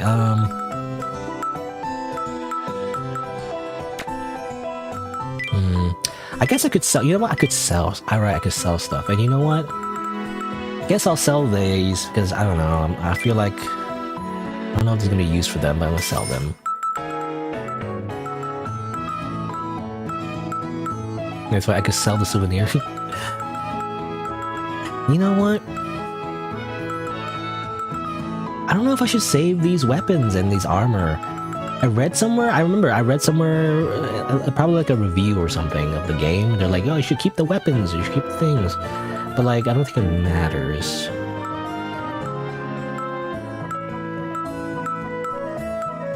I think I should sell them, you know? I mean, I'm gonna sell this breastplate at least. Sell the breastplate. The Azure Sword, I'm gonna sell, I think, because I feel like I'm not gonna use it, right? That's the problem. I'm gonna sell the Broadsword, too. There you go. Now, should I get this or this? I don't know. Maybe I should just keep whatever I have, because it's more balanced. Hold on. I want to chat, but like I also want to quit my stuff first, you know? Get less. Mizuha. Oh, I guess the Mizuha, I guess, would have been... Oh, maybe I shouldn't upgrade after all. Because the Mizuha is like about the same, you know, thing anyway. It even has the little curse thing, so I wonder if that's more useful. Yeah, whatever. Anyway.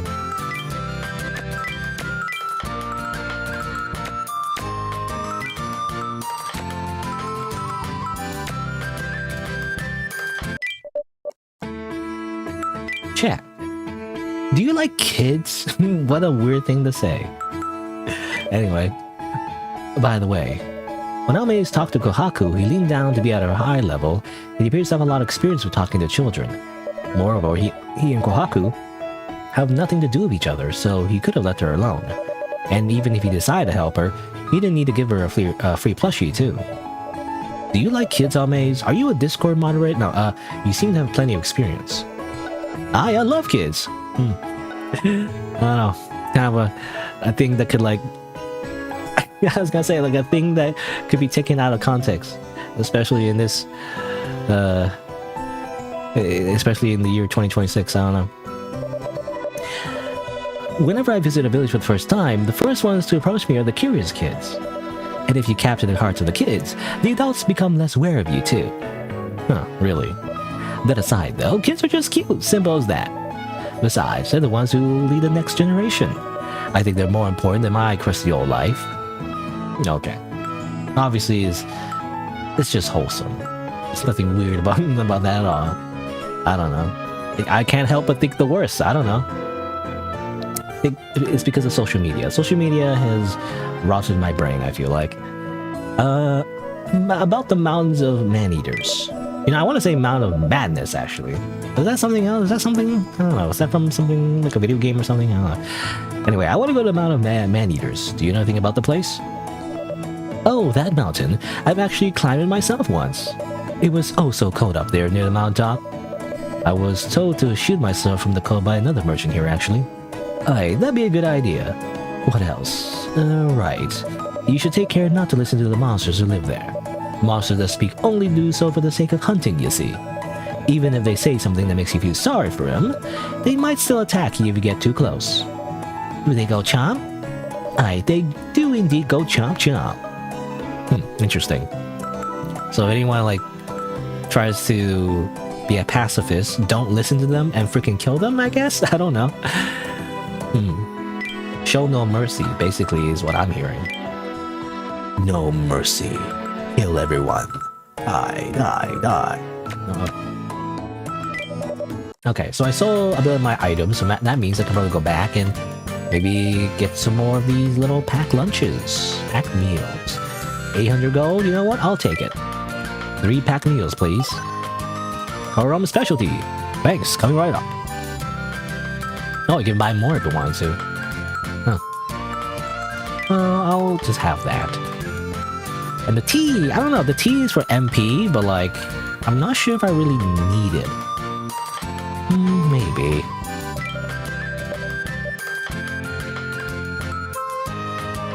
You know, I'll buy a serving. Thank you. Here you go. Alright.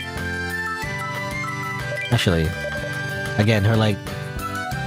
Oh, I can't see her. I was gonna mention her like clothing, whether or not that was a different color when we saw another sprite of her, but like she's like a different person, but I don't know. I forgot to pay attention to that. And again, I don't think we can afford the sword. Well, it's funny because I already bought like the cutlass. I feel like it's a waste to get the sword now at this point, right? I don't know. Maybe in a different run. You know, in a different run, I'll probably like hopefully win this time and have a bunch of money so I can buy everything I wanted. Anyway, I think that's it. I mean, I could probably spend the rest of my money. I mean, I'll buy that. I'll buy 2 of those. Meat. Fish. The armor, I don't know. I don't know if the armor matters. Again. Either to protect, I guess, Northern Garb to protect you against the Chauruses and the Ogres. But this might be useful against, like, magic users. But, like, who will be the magic users? I don't know. I'll just keep whatever I have, I feel like. And I feel like it's good enough. Repelling robe? I think it's good enough.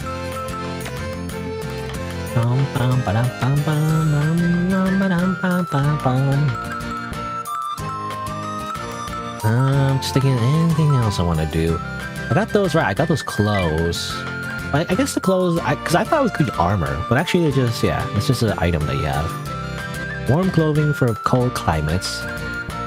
Must have, you don't want to freeze to death.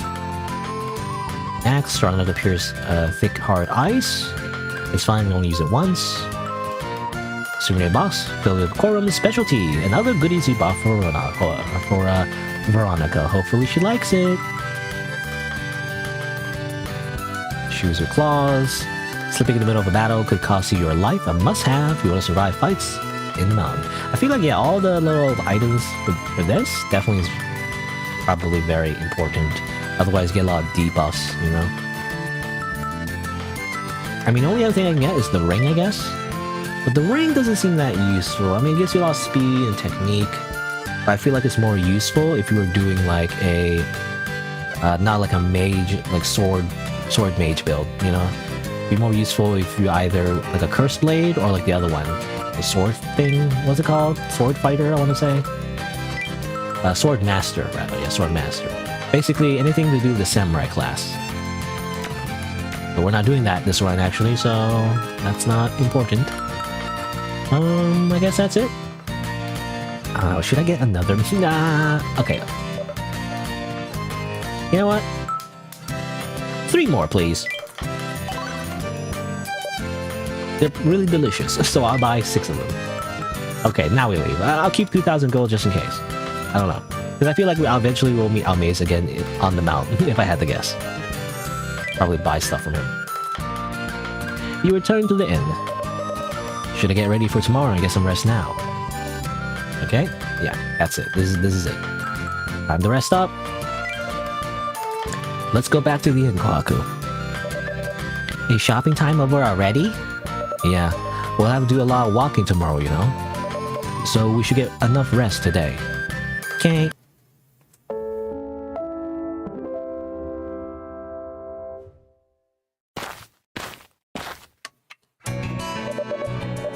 Alright, mountain time. After a night at the inn, you can continue your journey and arrive at the entrance of the Mountain of Man-Eaters. So this is the Mountain of Man-Eaters. It looks really bumpy. You're surrounded by scraggy, towering mountains. They seem to hint at the harsh environment up ahead. This mountain is dangerous. Don't stray too far from me. Okay. Kohaku trots up to you and clutches onto you tightly. Kohaku. You're holding too tightly. I can't walk like this. Oh, this is hard. Kohaku must have learned a lesson from getting lost in the market, but making you unable to walk properly isn't helping. You and Kohaku struggle to find the perfect distance between you as you slowly make your way up the mountain. Alright. I feel like this is a good time to kind of stop, actually. I don't know. Let me see.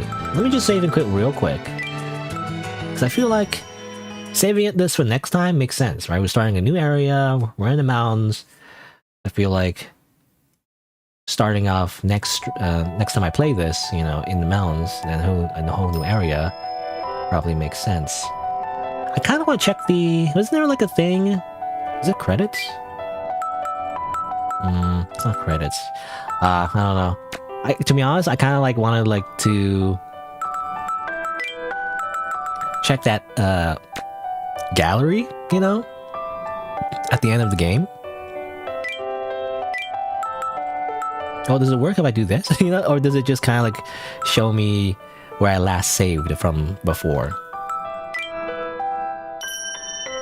You know that little gallery at the end? Because it has some profiles. Oh, here you go. Okay. Yeah, I wanted to see this actually. So yeah, because I didn't get a chance to actually read some of the stuff here actually when I unlocked it by getting the second ending. Obviously there's some art and stuff. You know, typical art. There you go. This is like your wife Misha powering up. And then you get more stuff when you unlock the other endings. Oh yeah, and these things. Alright, I was wondering where to get these from. Actually, you can get it here. I actually used one of the CGs here to like make that thumbnail from the last stream. Turns out you can get it from here. You know, you don't get, there's no art of the other route though, like Kohaku and Veronica. You don't get Misha's. You could just get it from here as it turns out. I actually randomly found it from a Twitter post from like Playism, which is the publisher, I think. At least I think for the English. I think it's both actually, Japanese and English. Game publisher. They announced on the Twitter like, oh, this game is updated, you know, and stuff like that. Again, the game's pretty niche though. I feel like not a lot of people see that. But I just found it randomly. And I used that art, you know, for the thumbnail.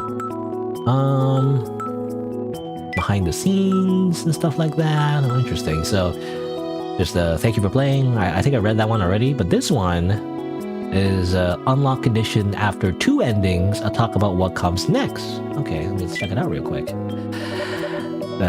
Next time I want to make a game that doesn't take so long to create. Isn't that funny? This game took about 3 times as many years to make as I thought it would, and honestly, I don't want to spend that much time on the next one. Well, I don't know, because like, that many years being spent on this game, I feel like, well, Financially, I don't know how much it worked out, but in terms of quality, in terms of how much I enjoy it, I've been enjoying it, so I feel like to me it was worth it. But obviously, maybe not worth it to the developer. The reason it took so long was mostly due to the text. So I like to decrease the amount of text, but at the same time, I'm not sure that making a game with no text will be the right choice either. There are a lot of people out there who can make games without text, so what meaning is there in me making one as well? And that's the real question. I mean, I agree too. And even then, though, sometimes there's still typos in the translation, but anyway. I agree in the sense that I like story in my video games, you know? Obviously, there's visual novels as well, where it's just all story, but I don't know. I like it when games again have context surrounding their gameplay, right? If you're just playing like Tetris, I don't know how to describe it, like, you know, like Pong, the original video game, Pong, or like Tetris. I guess you call them puzzle games, sort of. Like, I mean, Tetris itself, like a puzzle game. It's not really a puzzle game. Like, there's different kinds of puzzle games, right? Like puzzles, as in like a jigsaw puzzle, but there's also puzzles as in you're like solving like an actual logic puzzle, you know. But anyway.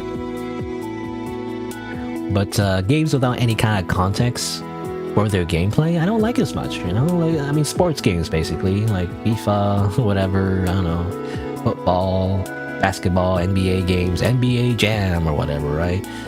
I like it when there's actual, like, world behind the gameplay. You actually build an entire world, and there's like a whole thing, right? But it depends, right? When a game is too much like just a movie, that's when I don't like it as much. I mean, a lot of AAA games are kind of like that, where like it's just a cinematic movie, and it's like, I don't like it as much. I'd rather have some little bit of agency in this world that you've built, so that I can play around in it, you know? So there's a balance, I feel like, I don't know. There has to be like a little bit of like world building, but not so much in your face that it just becomes 100 hours of cutscenes, you know?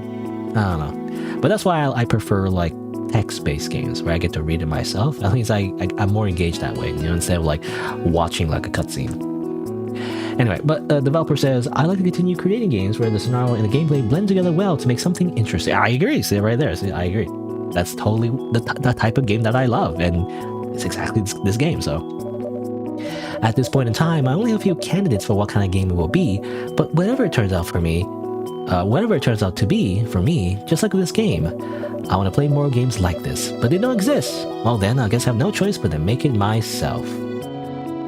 What game idea I had before? I swear, I mean, I have so many game ideas, I guess. But like, I thought of a game idea and totally forgot what it was. I don't know. That just reminds me of like games that I also want to play, but they don't exist as well.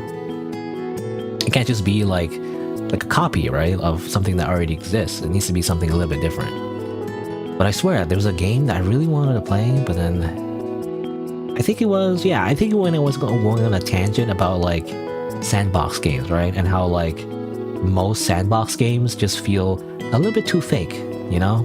Once you know how it works, you know, it just feels like when you walk around like GTA or whatever, like all the little NPCs, they don't really have lives, you know? It's all an illusion. It's fake, right? Like when you see a NPC walking down the street in Grand Theft Auto 4 or 5, or which one are we on again? I don't remember, but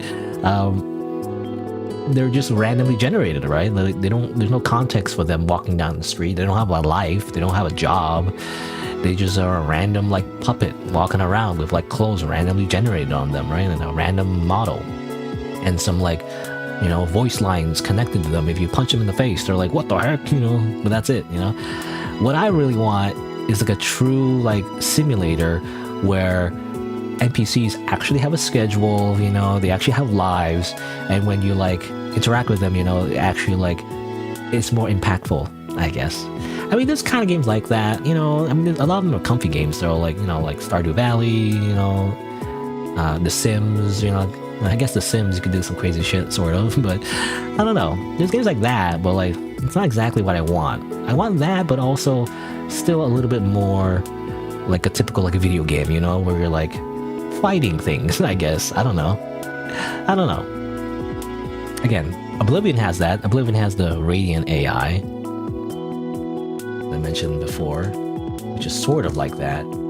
but at the end of the day, it's still a little bit shallow, I guess. It's still surface level, you know? But yeah, the radiant AI, you know, where NPCs actually have like a schedule and stuff like that.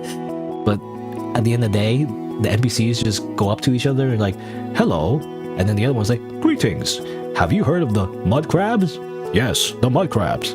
Anyway, goodbye. You know, and you know, it's like, it's very like stilted conversations that NPCs have. I want that, but like better, basically, like way better. But I feel like no one's really pursued that, you know? I just want to like immerse myself in a different world, you know? I don't want to watch an isekai. I want to be an isekai, you know, basically. But none of the like weird like things where the main character, or I guess you, the self-insert or whatever it is, actually has meta knowledge of the world. I don't like that. I hate it when like, again, there's a word for that. What's it called? The Korean genre, I feel like. Korean manhwa genre where characters know about video game mechanics. You know, what's it called? So it's gamified, you know, lit RPG, I guess, or game literature. Game literature genre, Korean. Something like that. Yeah, it's like a literary genre that combines the conventions of computer RPGs with science fiction and fantasy novels. So basically, like, the idea that, you know, kind of like you get isekai. It's not always an isekai, but sometimes, you know, usually you get isekai, and then you're like, whoa, I'm in a different world, and whoa, I can look at my stats screen. You know, you open the stats screen, and whoa, I can level up, you know? Like, that's literally in the story, right? But I hate that, though. I don't want that to be so on the nose. I don't like it when literally, you know, you're, what's it called? What's that meme? You're like, co-opting my culture, you know, my video game culture, my gamer culture. Anyway, that's all just to say though, I kind of want like an isekai, but like, I don't want like that to be the plot necessarily. I want that to be the concept where like you are in a different world, and that's the whole premise, you know?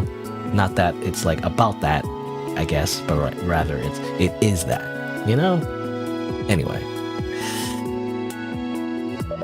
That's the kind of game I want to make. Something that, when it comes to game design, has meaning in being newly created. Because I have the advantage of making games independently, I have the freedom to create games that other people don't really make. However, I'm certain that it won't be a game similar to Use of Life, but if there are people who want to play more games like this one, I'll be happy if they created them themselves. Just do it yourself, you fucking lazy slobs, basically is what the developer is saying. I want to play them as well.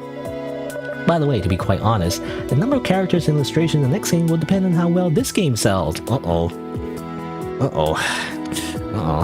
not that popular. I mean, I wish it was more popular, actually. I want this game to be more popular. Should I make like a video essay? Somebody has to make a video essay of this game. I can't do it. I'm not a popular content creator. Like a super popular content creator needs to make a freaking video essay and say how awesome this game is, and have like 10 million views so that more people know about this game, and a percentage of those buy the game so the developer can make more games. Anyway.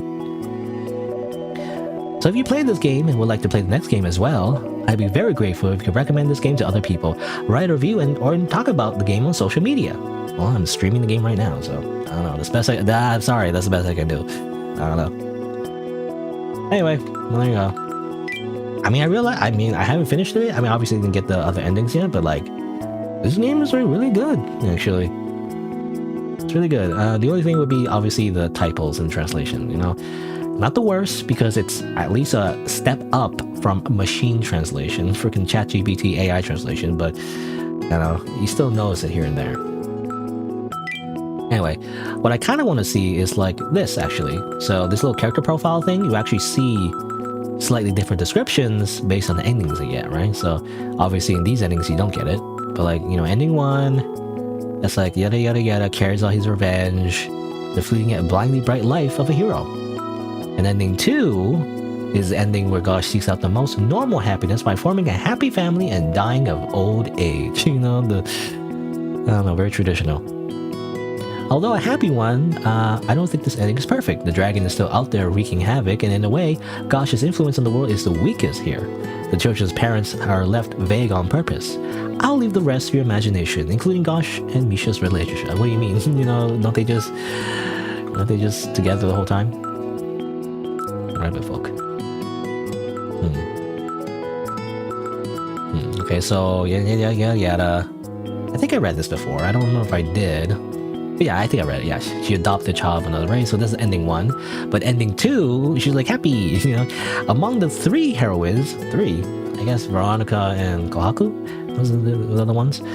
She was written to be on the most equal terms with Gosh. She can't fight, but she's not just someone to be protected. She's determined. She has a clear goal. She's your best friend and a very fun partner to travel with. She's also the symbol of happiness in this game. I try to make her someone who make you consider living, even if you were originally dead set on revenge.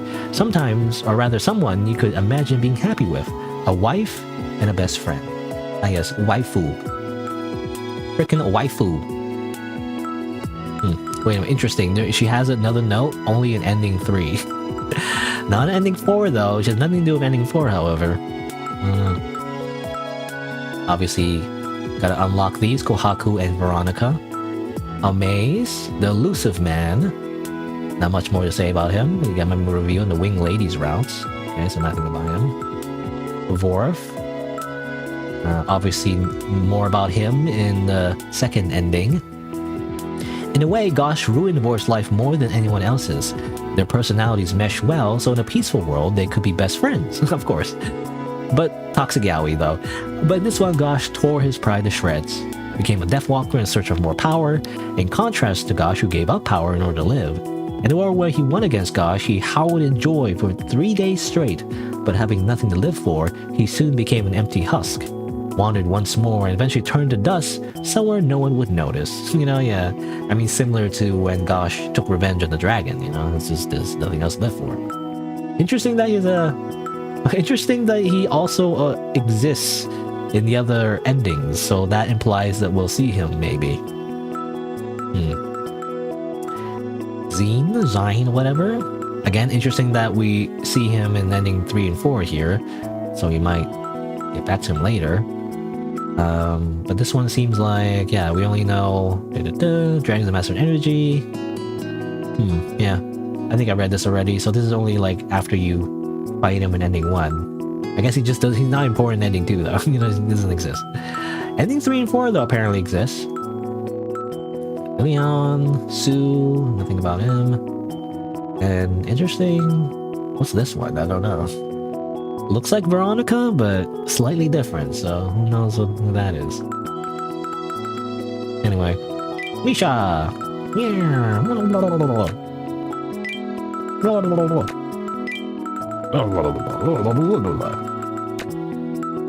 Actually, well, I was gonna...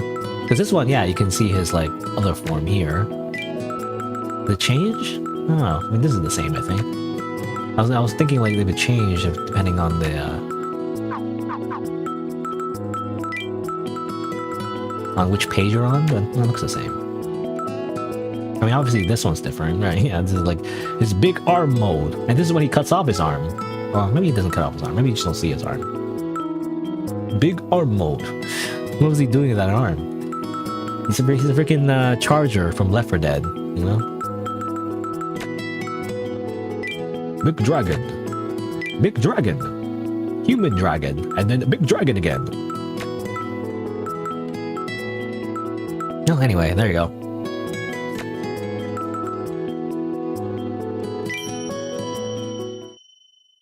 Alright. I just want to look at that content because I unlocked it last time, didn't have time to read it, but there you go. Again, I really want the developer to make more games. I'm not done, by the way, but like, I'm done the stream, but I'm not done the game. Obviously, I'll come back to it. But, I want the developer to make more games, man. Do I need to make a video essay? How do I make a video essay of this game and like make it go viral? You know, so that more people will play the game, you know? Because I think this game is really good, actually. I think it's great. I don't know. It's a conundrum. Anyway, but that'll be it for today, though. The use of life. It's really fun, and I'm really enjoying seeing what this other route is like. Obviously, it seems to be a completely different story, actually. You know, the mechanics are even completely different. You know, the flame of life and was it power or whatever, that it completely changed to something else. So I guess we'll see what the result of that is. But there you go. Let me just press the little button. There we go. Let me just say my usual schedule is on the weekends, Saturday and Sunday. Tomorrow I'll continue playing Beyond the Citadel. The really like, I was gonna say like, well, I would say super realistic. It's not super realistic, but it's more realistic than your average shooting game in terms of gun mechanics. And also you're like an anime girl and then you're shooting everybody and there's a bunch of gore. So I'm gonna continue that. Oh yeah, what was it? Like the last time I played, like all my friends are dead, you know, something like that.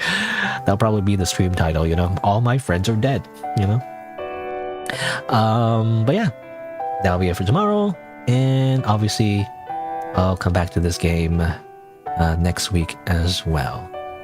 There you go. Thanks for watching.